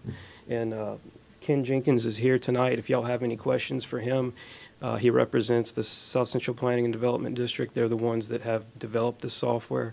There are a number of other government entities around us that are using it. Baton Rouge is one example. But if y'all have any direct questions about how the software works or what our plan is from their perspective, I think he can speak to it. So if I still, I appreciate that, Brandon, and let me just ask you this. Do you know how the interface is going to be with the ERP? Is it going to be a live interface with that, or it'll be downloaded? How's that going to work? Yep, so there will be a connection between the two systems. From a software standpoint, I'm excited about moving away from all these siloed systems that the parish has been using, up to this point. We're going to have our big ERP system, and then this is going to be kind of our public-facing services piece as well as our internal work order piece. And the two systems will be connected. They've done, I believe he said up to 20 to 30 integrations with the Tyler system in the past. So it's something that they've done before, and it will be a live connection between the two. And so, if I'm understanding this correctly, then it'll interface with the finance portion to where we can, that is correct. Each work will grab the cost of materials and labor. Is Yes, that sir. correct? Yes, sir, that is correct. Okay, great. I had on web access, is there going to be, I'm just a little bit concerned that we're pushing people towards the telephone rather than the web. Sure, and there's two ways to get the data to us as far as the information about the request. Obviously, the call center, that's your old-fashioned way of reporting information to us, is calling. They will be, as part of this, developing a custom app just for the parish. It'll have our logo and everything on it, and it'll be in the app stores for Apple and Android, your two popular mobile formats. And you'll be able to download that app. It'll be free, free to the public to use. And that's what you would use to submit any kind of issue to us. It'd be just like calling the call center. They'll have the ability to report issues to the Planning and Zoning Department if they need to get a permit, if they need to get an inspection done, all the way to the other side, to utilities, to public works, everything. So I'm curious, how does somebody, a resident, check on, let's say they wanted their ditch cleaned out. Mm-hmm. So they call and they get the call center. I guess somebody Sure. along the way, they enter a work order, and then the Correct. resident wants to know when it's scheduled and et cetera. Sure. So Right off the bat, whenever we capture that, or whenever the call center captures that information, it's going to be important that they capture, their name, their address, but then also ask them, how do you want to be notified of updates? Because the system has the ability to push updates out. And it has the ability to do three things. It can automate call you, to let you know, hey, the status of your work order has changed. And it's an automated system that'll call you. It'll send out a text message, or it'll send out an email, or it could do all three if you want to opt into all three. So that's the push notification that goes out. And then you have, if you don't want the push notification, then you can, the map that Rick mentioned, you'd be able to go and look at a GIS map and see, okay, well, there's my house on the map, and there's the dot that shows my request, and you'll be able to see the status of the request there. Okay. And I have one more.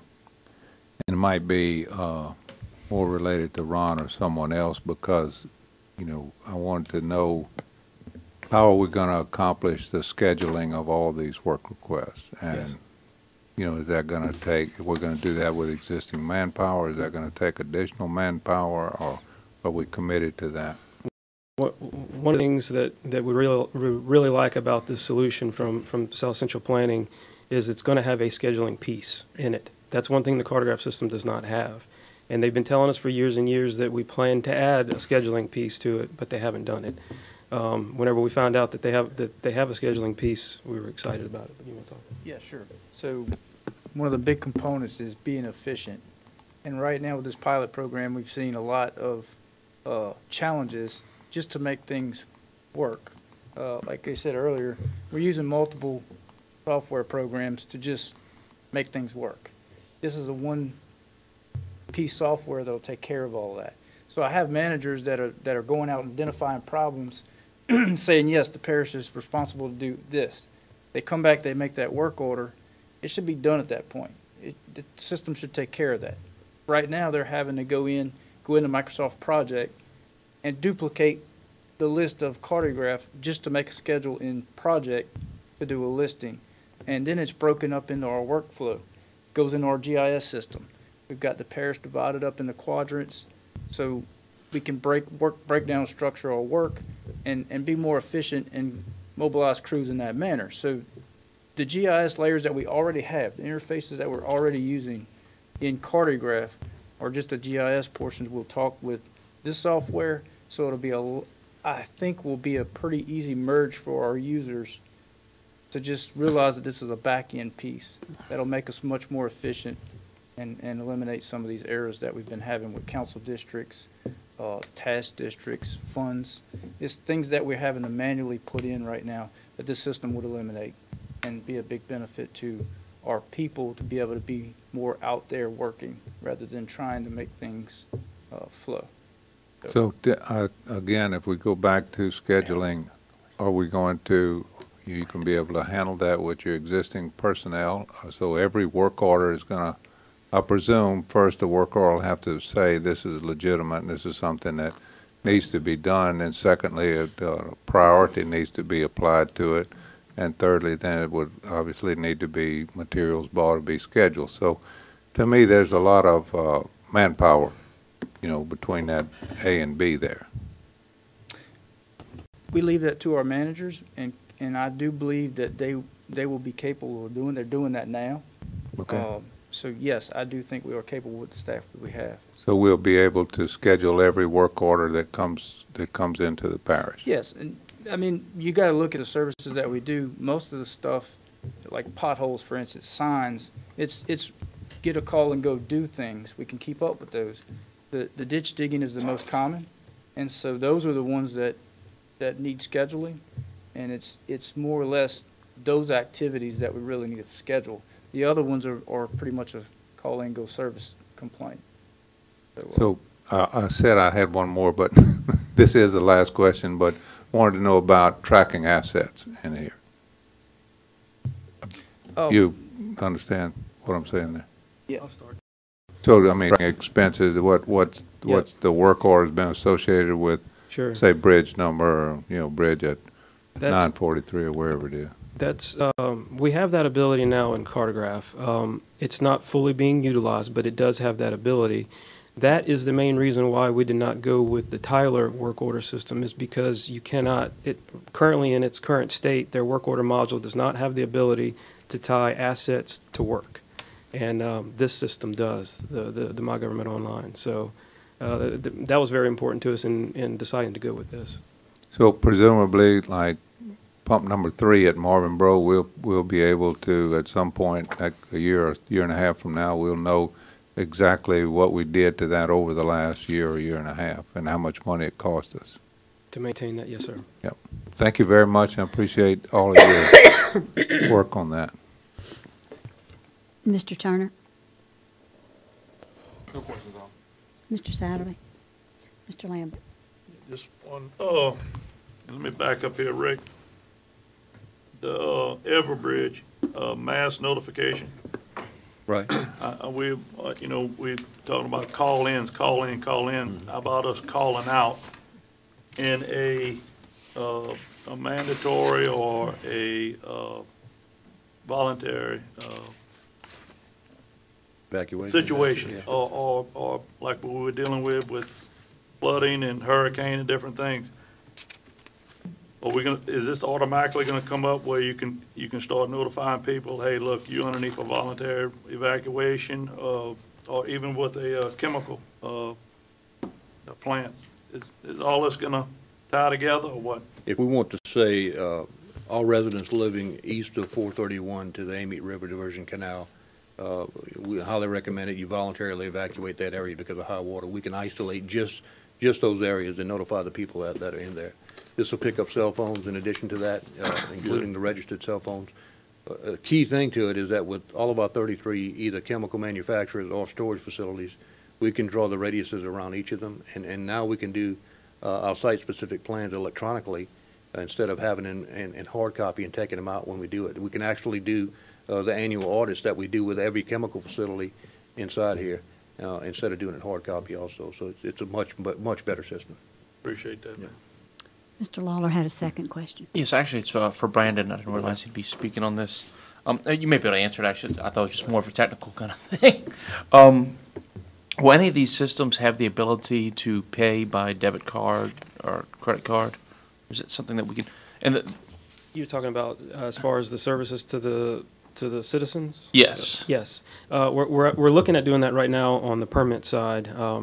That software has the ability to pay online via a credit card. We're working through that right now. So I guess that would be the first step, because we're already using that software for permitting. But I don't see why we couldn't continue that further. What other services were you thinking about? I've envisioned this for a long time. Is we have a lot of rental facilities in the recreation side of things. And it'd be really simple. And I know you can do this with state parks already. You find a facility you want, it's open that date, that time, you pay for it, and you can go pick up a key somewhere. It takes away the need to call back and forth, see if anybody's there, that sort of thing. Makes it really easy on the public, and we get payment up front. Okay. Knowing what I know about the system and its flexibility, I don't know. You want to? I'm pretty sure we could do that. I don't know if it would be necessarily part of this scope right now, but I don't see why we couldn't use that software to do that. Thank you. Welcome, sir. And thank you so very much for having me. Yes, the system is capable of scheduling parks, facilities that, the parish owns, but you certainly want to have a resident have the ability to schedule the use of that facility and make that payment online. Same thing with special event type permits, things of that nature. So absolutely. Yes, sir. Great. All right, Ron, Mr. President, yes. I just want to say, last year, early on last year, I tasked, I got Don to get with Brandon and Brian Martinez and Ron to come up with a citizen service center. And they've been working on this, and of course, we've been working with South Central with the permit office. And we have been trying to upgrade to take credit card there, which is, we're almost there with that. But anyway, so William set up a meeting in Baton Rouge, and after they saw the call center over there, it was recommended we go with the OEP, and then Rick came into the picture and started help putting it all together. Now, Rick is going to run it all the technology is going to be through Brian's office and approved through Brian. Just want y'all to know that much. Brandon, I'm sorry. Brian works with him. Yeah. But anyway, so it's a good marriage, and like Rick said, you know, these three workers, they're going to be there, and when the hurricane comes or whatever, they're already there in place, and then he just has to fill the rest of the seats. He's upgrading his phones to that area. It's going to be able to work off the computers. The system, when we get the big system together with it, it will be able to call back and all kind of just phenomenal things. And we don't know exactly if we're going to have to hire anybody right now, but eventually it will help us with a lot of labor, just like the big system will. So we do have the gentleman can answer. We've been talking with him several days on the system. I think it's a great system to have, and if we want to be accountable to the citizens, when somebody calls and said, I didn't call 10 times already, we're going to have all that data, if they called or didn't call. You know what I'm saying? So we can give you all that same information. Anyway, thank you. Thank you. Brandon, Ron, Rick, I want to thank you all for responding to our request for this kind of technology and advancement in our efforts to improve our services to our citizens. Mr. President, I applaud the administration for responding. The one thing that I want to clearly express my concern about is that we have the infrastructure in place to handle the calls we receive in a timely fashion, because it will get sorely embarrassing if they're getting a work order date that says 2020 in 2018. So it is going to be a real challenge, I think, to our DPW to make this thing happen. And I would encourage you to determine what that infrastructure needs to look like and get it in place. Otherwise, that mirror is going to have a big old crack in it about the 3 months in. So, Mr. President. One more thing. By next drainage meeting, we will come to you with a plan on the backlog. Wonderful. I want to say, all respect to Rick, it was amazing to see two young gentlemen standing in front of this group of old codgers. We appreciate you very much. We look at the future of our parish in you, and we appreciate the tremendous effort that you are putting forth. And it is a challenge to be a public servant, no matter your age, and we particularly public employees. So thank you very much for all that you do. All right. So the chair would entertain a motion. Second. Have a motion and a second. And do we hear any objections? Hearing none, that motion passes. Good job.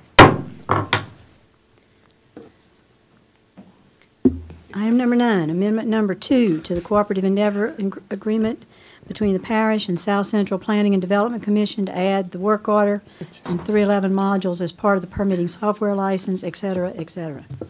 Mr. Rick. Madam Chairman, it's everything that I just explained. This is the basic. A motion by Mr. Lambert, a second by Mr. Lambert.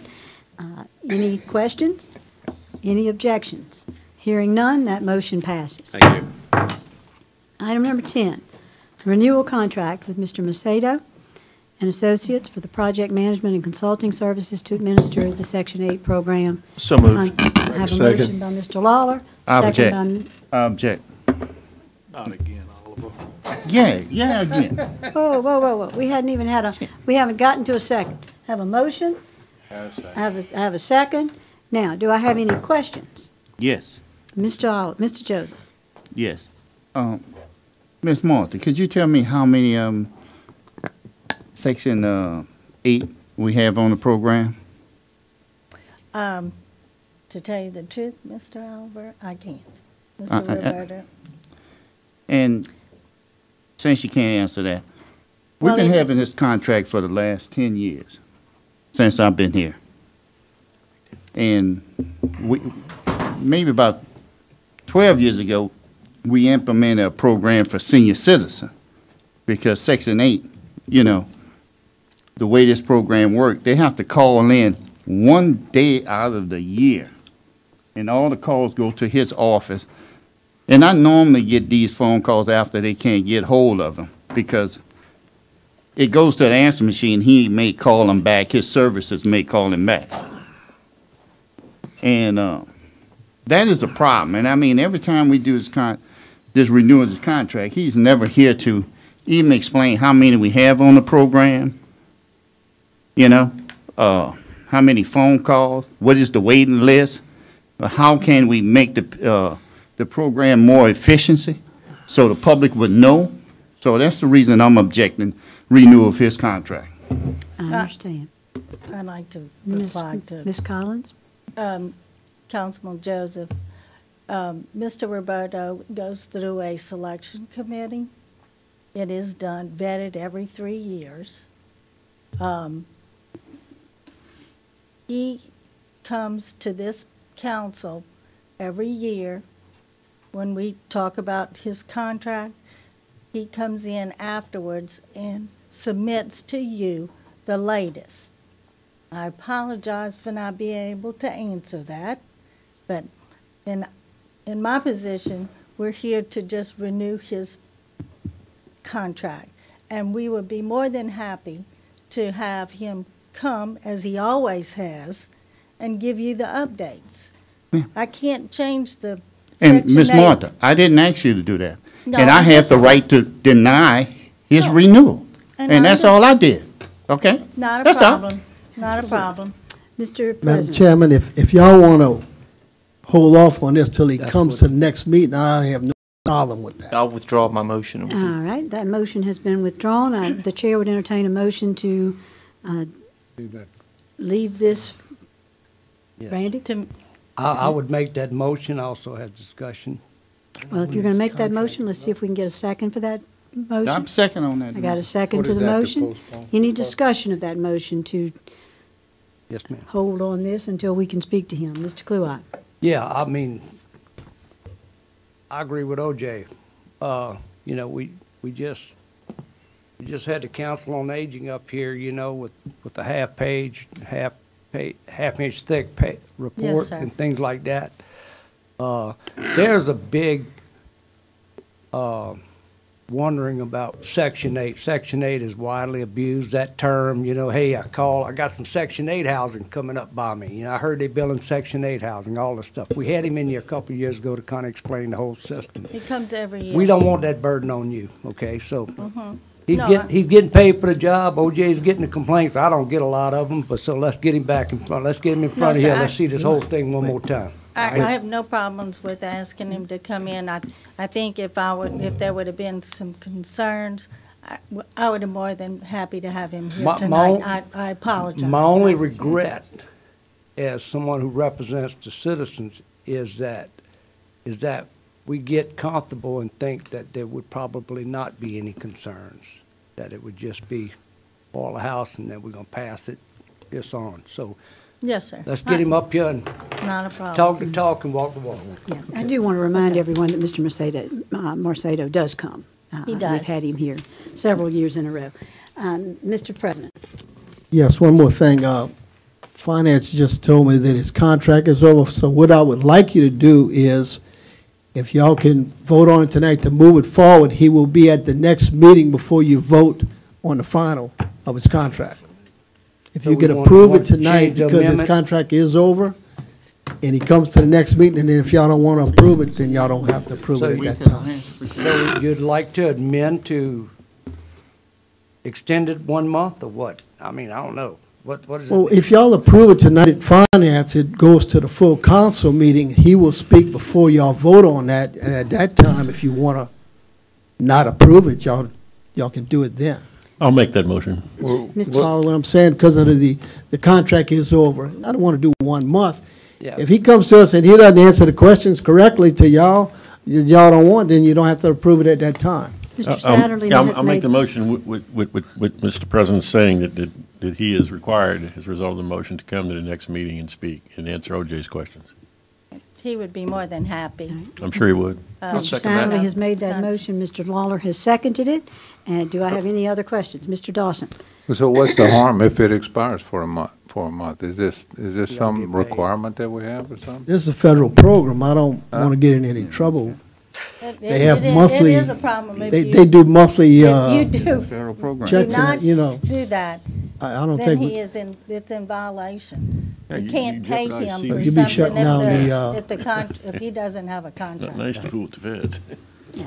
Okay, so that question, I think, has probably been satisfactorily answered, and we will have a vote on that motion. Any further questions?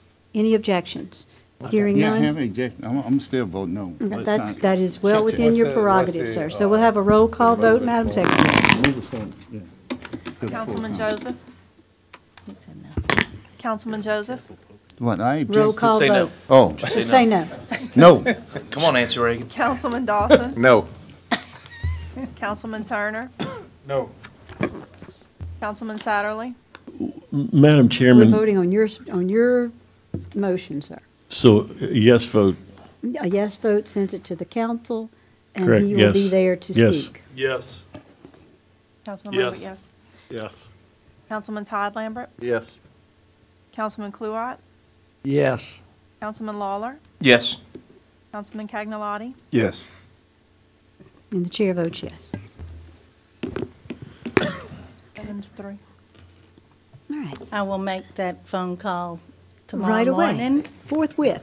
and have him prepare his information for you. Yes, please. Quick question for the Yeah. chair. Yes, sir. I'm confused, and we probably can't answer it here, although we got a lawyer sitting here. I don't know what legal rights we have here, you understand, based on federal monies and stuff like that. So that's why I wanted to come back and, I don't know where we stand with this guy, on that program, He's doing nothing. on how, Yes, sir. how we shut him down. Yeah, we'll research all of that, but I can assure you that we are not going to incur the wrath of the federal government. There's way I too would much appreciate money that. that we I are would dependent appreciate upon in this parish. And I'll be standing on this dais, jumping up and I down. am on it, Councilman Joseph.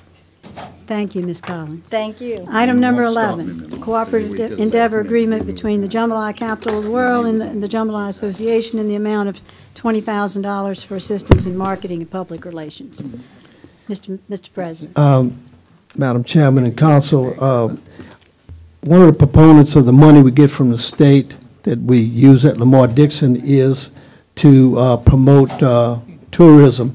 And the Jambalaya Association is the biggest organization that promotes tourism in our parish. And so we give them a portion of that money every year. And so that's what I'm asking to just Motion to approve, keep Mr. it going. I have a motion by Mr. Cagnalotti, a second by Mr. Dempsey Lambert. Any questions? I have Mr. Dawson. I'm sorry, go ahead.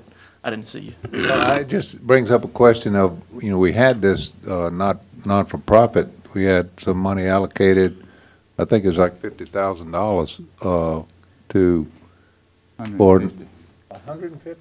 150 for No, grants. 100. 100. Can we do So we had something? somewhere between 50 and 150. We'll figure it out. But anyway, I'm wondering what, should this fall under that, or what, or I guess, and also what's, where are we with this? I don't think we did anything last year. I think that this certainly could have, but does not always. And so, I don't think there's a problem with this one. And Councilman Satterly is the chairman of that committee, and I'm sure he can get that rolling just as soon as he needs to. Excuse me, but this money does come out of a different pot. Last year, we gave him double because we got double money, and we were asked by our delegation to give him double. So I was going back to what we would normally, but this comes out of a different pot. It just doesn't come out of the general fund. This comes out of the money we get from the state that we also use at Lamar Dixon. Totally different. That other money was out of the general fund. So this Does that help for the any? tourism money for Lamar Dixon. That's for hotel motel Correct. money. That's correct, Mr. Jones. That's a separate and different fund from our nonprofit money. Right. Mr. Sadler. Yeah, what the parish president just said, in our packets, it says funds are provided in the budget, yes, and it's provided from a fund name called the General Fund Executive Admin for Advertising, 024964015. So I'm confused. Is this state money that we just get, or is this coming out of our general fund? It will be, we will change that, Mr. Sadler, you're correct. I just checked with finance. We will take it out of the other monies, which it should come from. So, Madam Chairman, whatever in a minute, so we'll be voting on this with the knowledge that what's in our packet is an error and it's going to be changed to not coming out of the general fund. That is my understanding. Correct. I'm just trying to keep the other NGOs off of my back as to why they're getting special treatment out of our general fund. Correct. You're right, Mr. Sadler. You're Thank you, right. sir. Thank you. Thank you for the clarification, Doc. Mr. Lawler?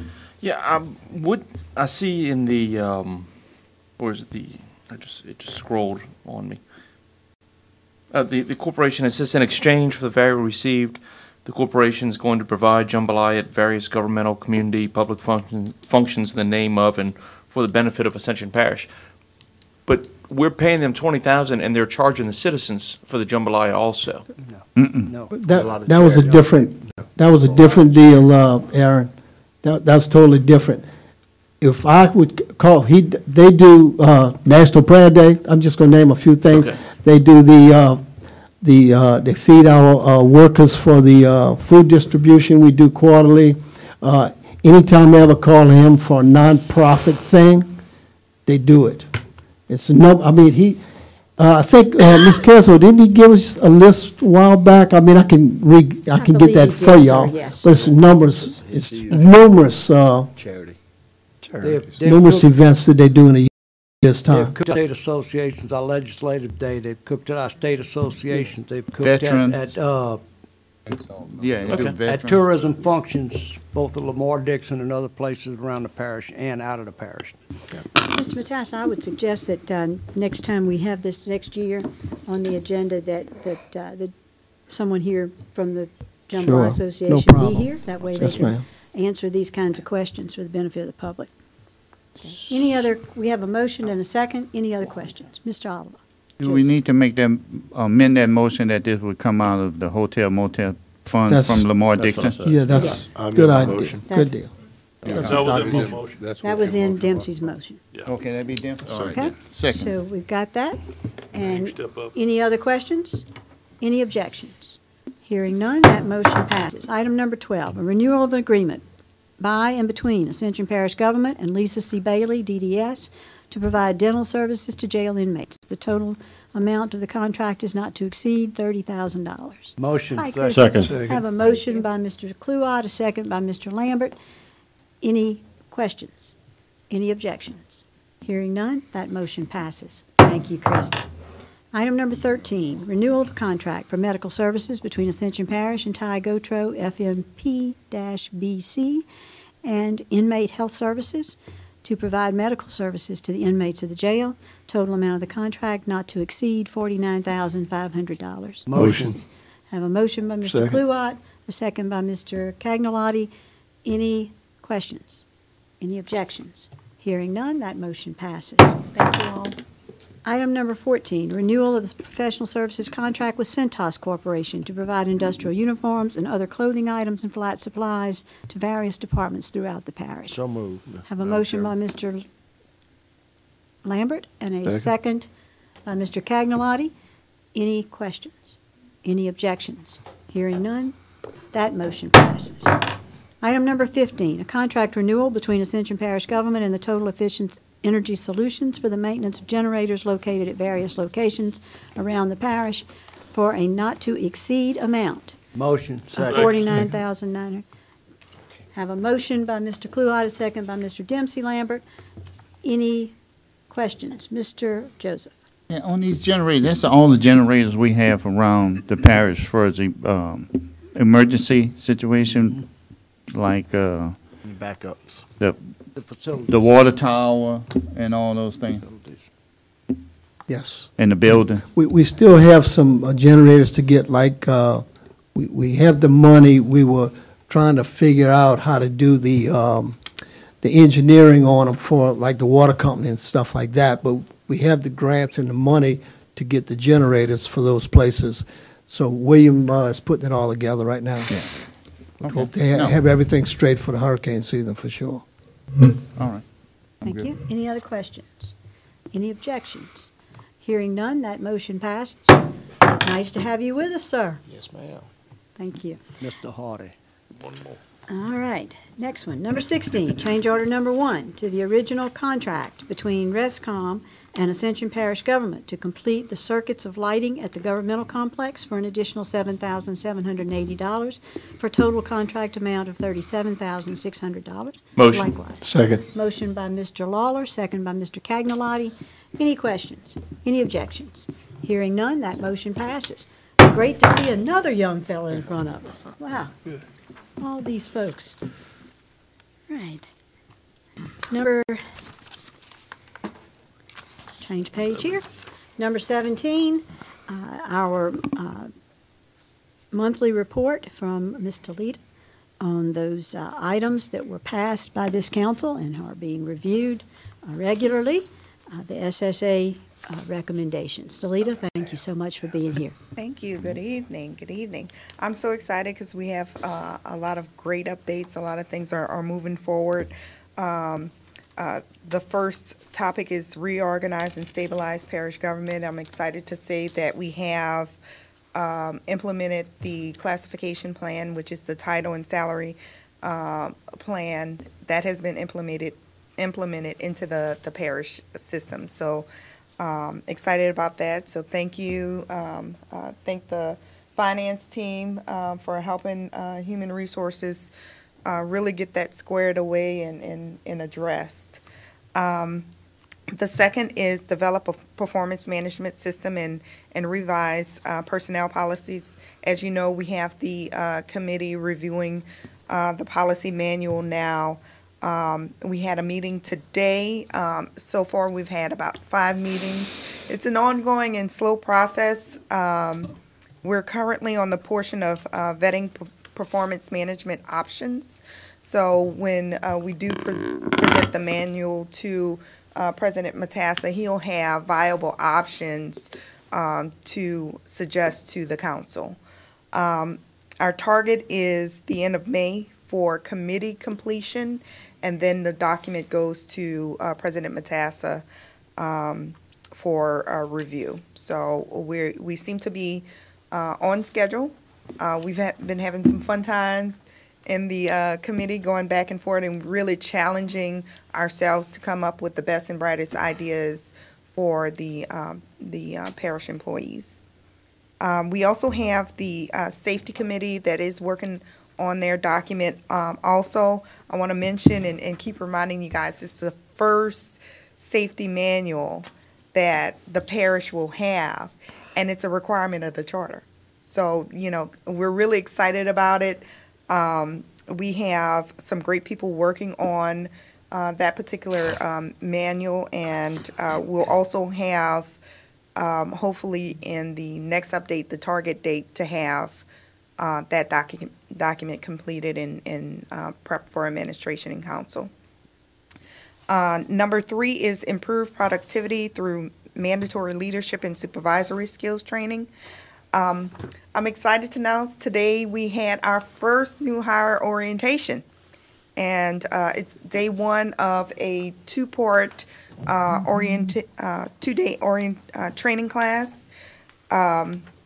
The new employees were really receptive of the information that we had to present, and we look forward to day 2, which will bring in customer service training, so basic customer service and emotional intelligence training. So we really want to make sure that regardless of the role you'll play with Ascension Parish, that you'll get that basic customer service training, because we will touch someone's life at some moment in time, whether it's through disaster or through our day-to-day activities.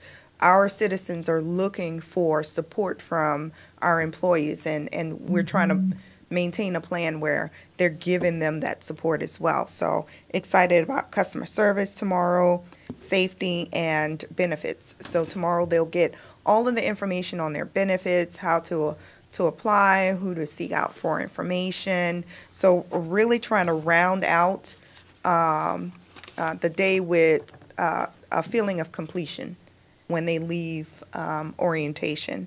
Today we did have an executive welcome that was prepared by our video programming team. So all of the executive leaders, myself, the parish president, CAO, Ms. Gwen, the CFO, welcomed all of the new employees with a statement of self and an illustration of what programs and services their department provides.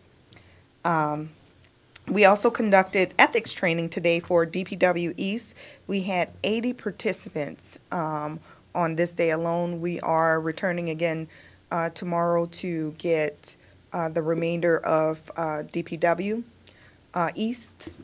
DPW West will be scheduled in sometime, hopefully later in the month, early next month. We'll definitely try to create a plan where we touch each of the departments so that they get that individual touch. SHRM certification training is being implemented for my particular department.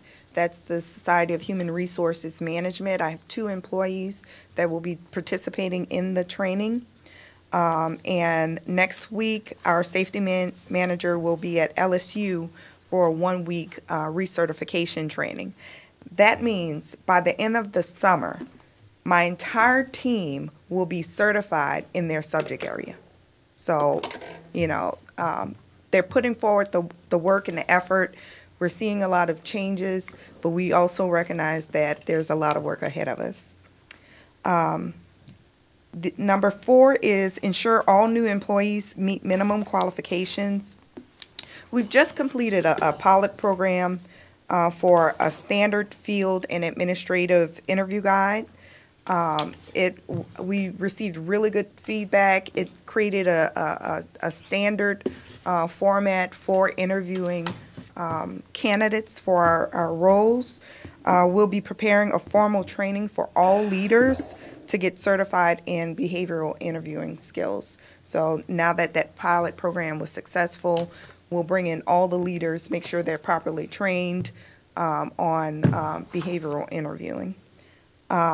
We also found that the use of internet platforms such as Indeed and college recruitment sites have shown a large return in qualified candidates.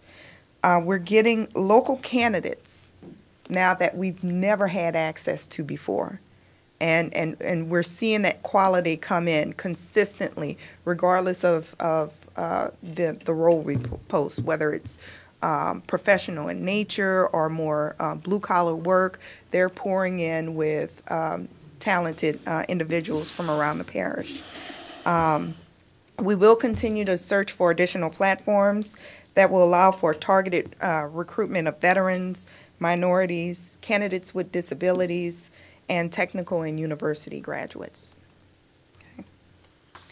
Number 5 was establish a stronger communications outreach. Again, I know this particular topic didn't touch the employees directly, but I feel that as a representative of the employees, within human resources, that we should have somewhat of a platform for them as well. Of course, we have the newsletter, but we're also having tomorrow our insurance committee meeting. That happens every other month. They can come in and discuss their concerns. We have a healthcare representative there who's there to address their concerns and also meet with them privately so that they can get some of their issues taken care of. And that'll be tomorrow.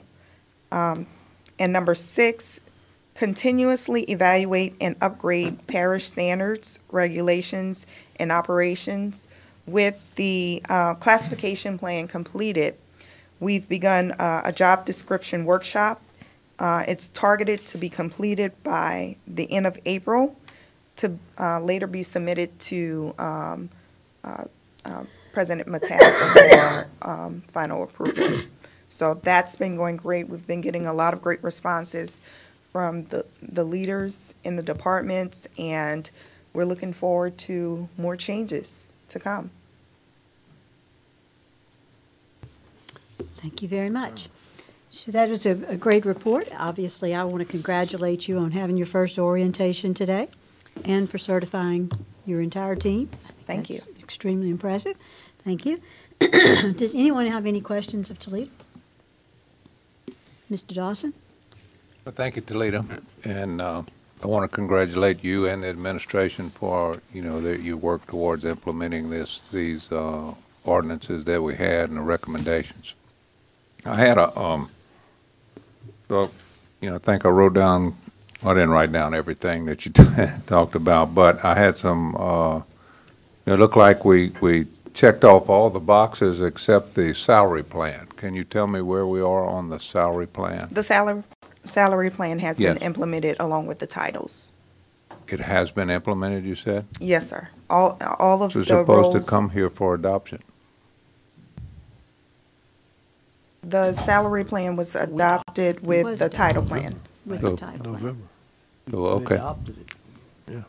Well, okay. On the ethics training, is there tracking? I mean, correct me if I'm wrong, but every employee is required to have this annually, is that correct? So That is there tracking to tell us whether we've got it or not? That is correct. I am a certified trainer for the Louisiana Board of Ethics, and I track the individual trainings that I present. The website for the Board of Ethics also gives me access to view those completions by employees who haven't come to my particular training. So I do track that. We track everybody that's an employee, and we know whether the employees have completed it for this year. Yes, sir, and I'll track yours. I did mine. You did yours. I want to go back to this salary plan because obviously it didn't make a big impression on me. So, tell me, my thoughts on that would be how increases would be implemented. In what? In what? Salary plan. So, one thing that we talked about previously was how do you have this connection between an evaluation and the increases? And so right now, that's what we're preparing, and is the performance management system to be married into the merit system. Okay. So we're in that work is in progress. Correct. Okay. And your Okay. target date for that, I believe, was May? The target date for completion for submission to administration is May. Thank you. Okay, thank Any you. other questions, gentlemen, on this side? On this side? Toledo, I had some questions for you, and I talked with you today, told you that I would be asking these three questions, and that I will ask them every month, because I think they are the way that we make sure that we're doing what we say we're going to do. So my first one is, have there been any people since you came to work here put into jobs for which they are not qualified? No, ma'am. Next month, I'm going to say, since our last meeting, have there been any people put into jobs for which they are not qualified? And I hope your answer will always be, no, ma'am. Okay. Second question, have there been any people put in jobs where their pay was set outside their pay grade? No, ma'am. Have there been any pay raises given to individuals or groups since the last time we spoke? Yes, ma'am. I qualified it into 3 different categories. We've had 15 promotions, and with promotions, we do give a base increase of at least 3%, 10 new hires, and 18 merit increases.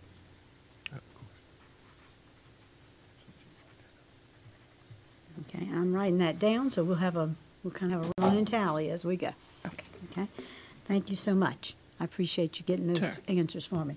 Mr. Lambert? Yeah, one question. Overall, was a cost of living raise included this year or going to be included this year for everyone across the board?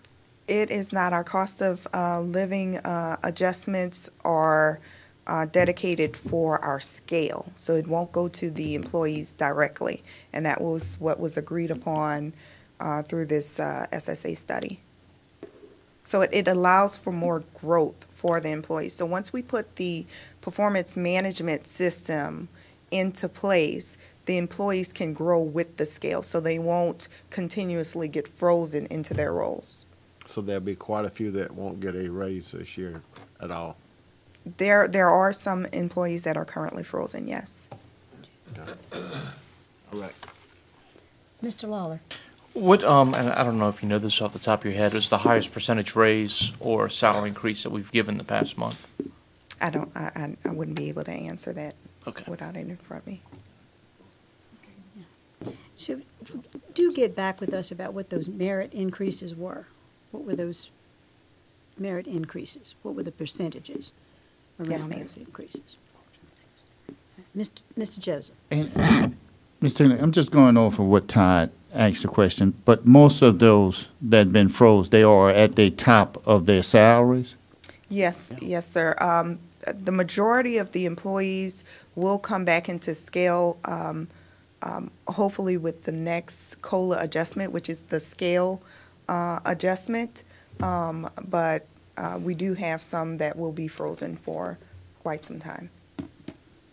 But once again, they are at the top of their They're at the extreme. maximum of their salary. Correct. Yeah.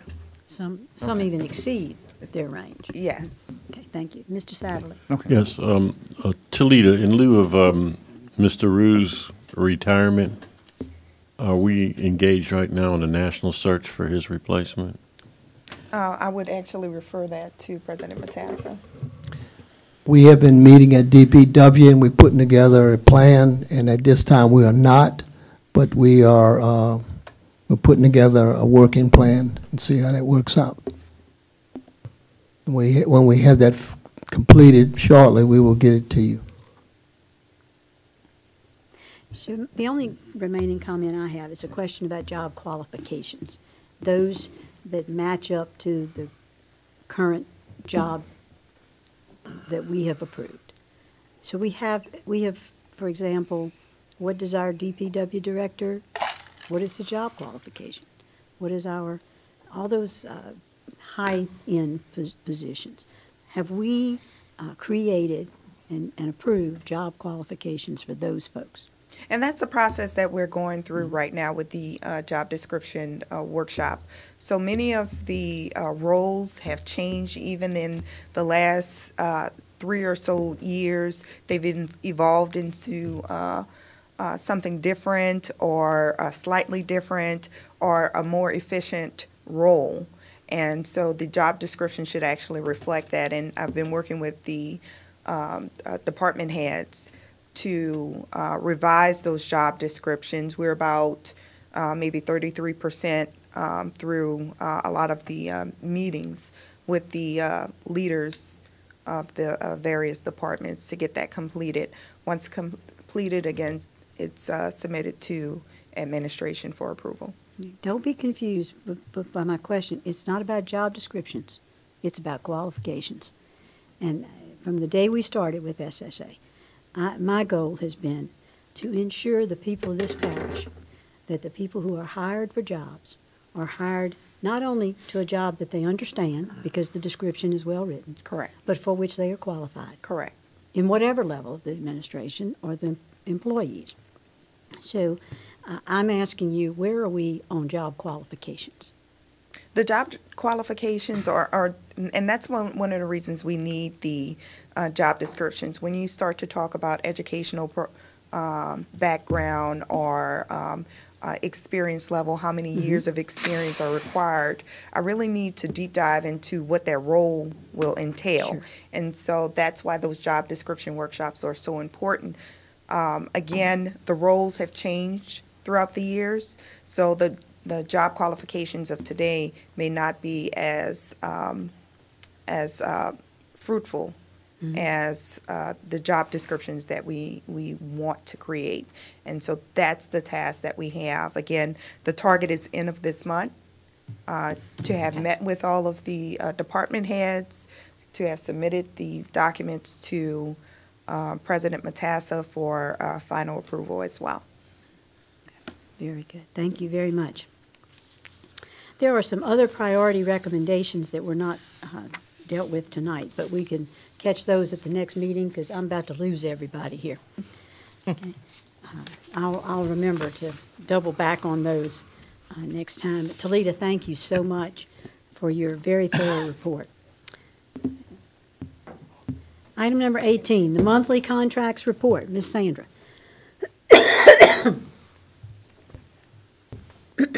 Good evening. You have before you a list of all the contracts that were entered into in the month of March, new and renewals. Y'all have any questions? Gentlemen, have you reviewed those contracts, and does anyone have any questions? I don't hear any questions, so thank you, Ms. Sandra. Thank you. If anybody's got any, jump in there. Finance reports, item 19, the 2018 millage review of the ordinance process. Ms. Gwynn. Thank you, Madam Chairman. Each and every year, by the Louisiana law, all tax recipients of the ad valorem taxes have to adopt their millage for this current year by ordinance. The council actually has two main functions to fulfill in this process. First, you have to adopt your millage for your parish government millages, and then in the fall, you sit as a board of review to adopt the Ascension Parish assessment roll as prepared by the assessor, which includes all the taxing districts in the parish. So this process begins in April, and it with the acceptance, and it ends with the acceptance of the tax roll that you approve in the fall by the Louisiana Tax Commission, and that happens in about November of each year. After review of the process, we would like to request the Finance Committee to approve the millage ordinance so we can introduce it at the next council meeting and thereafter schedule the necessary public notices for the public hearing and the adoption of the ordinance. We sent you a little booklet about the millages. It's just a review of the process, and if you go to page 2, the procedures to adopt the millage rates in a non-assessment year. The council would introduce the millage ordinance, just like we just said, and call the public hearing for the adoption of the ordinance.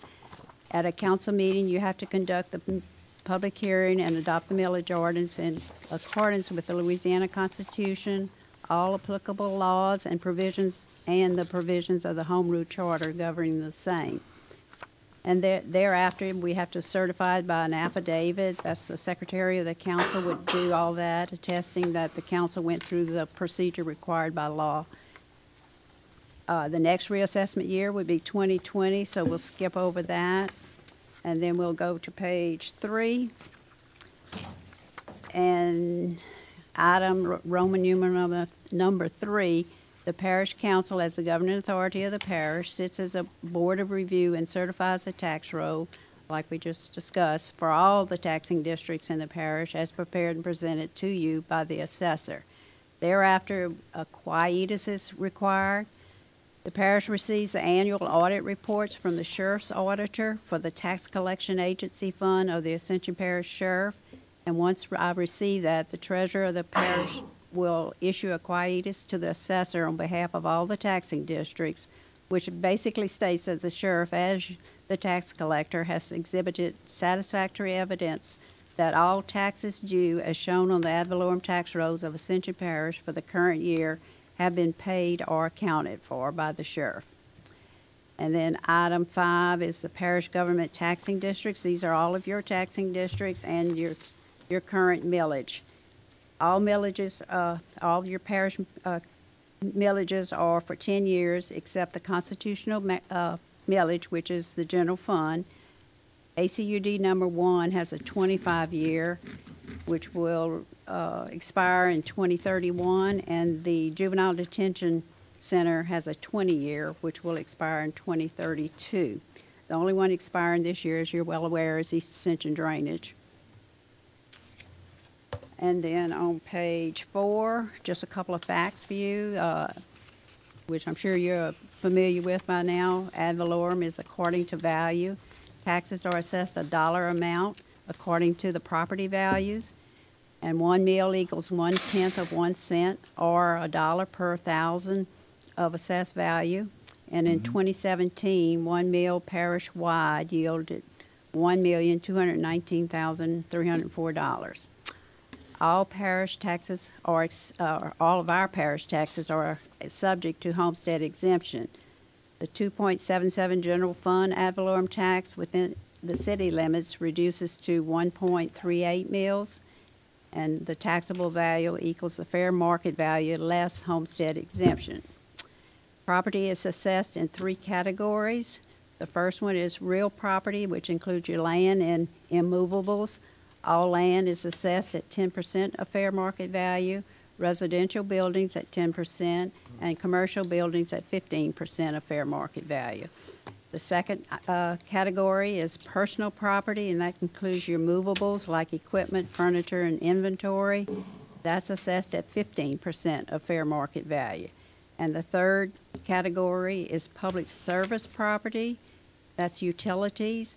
It's assessed at 25% of fair market value, and that is not assessed by the assessors. That's assessed by the Louisiana Tax Commission. There's 3 types of ad valorem millages. You have your constitutional tax. That's millages authorized by the state constitution, and that represents our general fund. Statutory millages, millages that are authorized by the legislature to be levied by a taxing authority, and that would be an example of our 1 mil juvenile detention millage.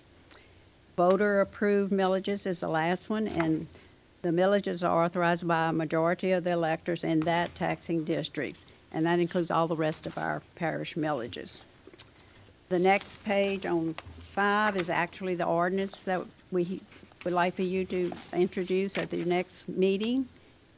And it, once again, repeats all your taxing districts and the 2018 millage applied to each. And then on page 7, this is just a pie chart of all the taxing districts that are for the parish of Ascension. They total over $31 million. And then the next pie chart is all the taxing districts in the parish. And this is based naturally on the latest figures we have, and that's from the assessor, and that's from the 2017 property taxes. All the taxing districts in the parish equal $132,496,298, and they're all outlined for your review. And then the next page on 9 is just the process for the council to sit as a board of review, just if you want to brief yourself. And the next 3 pages are the laws that are involved in the millage process. If you have any questions, I'll be glad to answer. Gentlemen, does anyone have any questions? Seeing none, thank you, Ms. Gwynn. We appreciate that update. Do we need And to move review that of the ordinance? 2018 millage. Do we need to move the We ordinance? will need No, you're going to vote to move the ordinance to the Yeah. council. Full council. Move it to the full council. We will Yeah. have For a motion by introduction. Mr. Lambert and a second by Mr. Lambert to move this ordinance to the full council. Thank Any you. questions? Any objections? Hearing none, that motion passes. Item number 20, budget amendment number 2, approval to introduce an ordinance to amend the 2018 budget. Ms. Dawn Cavallaro. Good evening. You have before you budget amendment number 2, the ordinance for it, which reads as follows. An ordinance to amend the ordinance approving, adopting, and appropriating the 2018 operating and capital budgets for the parish of Ascension adopted by the Ascension Parish Council on the 30th day of November 2017. Section 1. The Ascension Parish Council hereby ordains that the ordinance approving, adopting, and appropriating the 2018 operating and capital budgets for the parish of Ascension is hereby amended, approved, and appropriated as follows. Operating budget, general fund, Office of Emergency Preparedness, the contract for the call center software, expenditures for professional services, $50,000. Road and Bridge Fund, expenditures for asphalt and asphalt filler, $700,000. East Ascension Drainage Fund, expenditures and other financing uses, transfer out to the East Ascension Drainage Construction Fund, $30 million. West Ascension Drainage Fund, expenditures, mitigation land purchase for the Bayou Verret, Bayou Napoleon project, $75,000. Criminal Court Fund, expenditures, retirement for purchase of prior service retirement funds for an employee, $92,000. Capital budget, road construction fund, expenditures, engineering for the HNTB contract for the master transportation plan, $250,500. East Ascension Drainage Construction Fund, revenues and other financing sources, transfer in from the East Ascension Drainage Fund, $30 million. Office Building Construction Fund, expenditures, contract payments for roof projects that were not completed in 2017 as originally budgeted, $160,000. Move Ascension, expenditures, engineering for pre-construction activities for Phase 2 projects, $3 million. Gentlemen, do we have any questions? Any objections? Hearing none, that motion passes. Ms. Gwynn, the sales and tax use report. Yes, this is collections for the month of February, which represents January sales. Our three sales taxing districts. Excuse me, Yes. excuse Motion me, on that. 1 second. We made it? Madam Chairman. Yes. Did someone make a motion to? Yes. No. Lambert and Lambert. Oh, on that? Okay. Yeah. The far ends missed it. That was on the secretary. I thought we got it on the, didn't we get it on the? Well, I'll make a The motion. budget. We need Oh, the one for budget the amendment. I budget. I'll thought we make a- got it. I apologize. It's The getting. budget amendment. I'll make a Aaron motion. got it. Second. Oliver got it.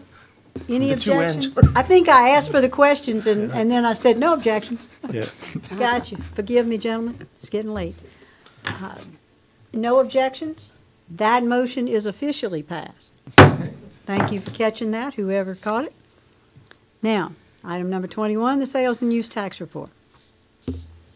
You have before you your regular sales and use tax report. As you can see, it wasn't a good month. All of our districts, all three of our districts, were all down over 20% for the month and the year to date. This is our second month of reporting for the year. If you look at the budget, we're still ahead of it just by a small amount. If you turn to the next page, we can understand what happened. All of our taxing district, all of our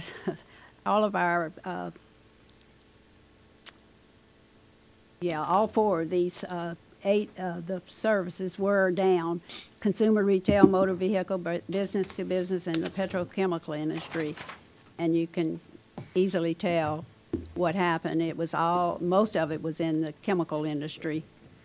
They had a decrease from last year of 27%. Even though we had a major project ongoing, on this side of the river. So that affected East Ascension drainage as well. And then the pie chart, you can see the figures and the percents that represent the sectors where the sales taxes came from. Hopefully we'll have a better month next year and next month. And the historical chart is at the last page, page 4. So it's early in the year. Hopefully things will pick up. Thank you, Gwen. You're starting to sound like me now. All right, item number 22, the revenue and expenditure report. Miss Amanda.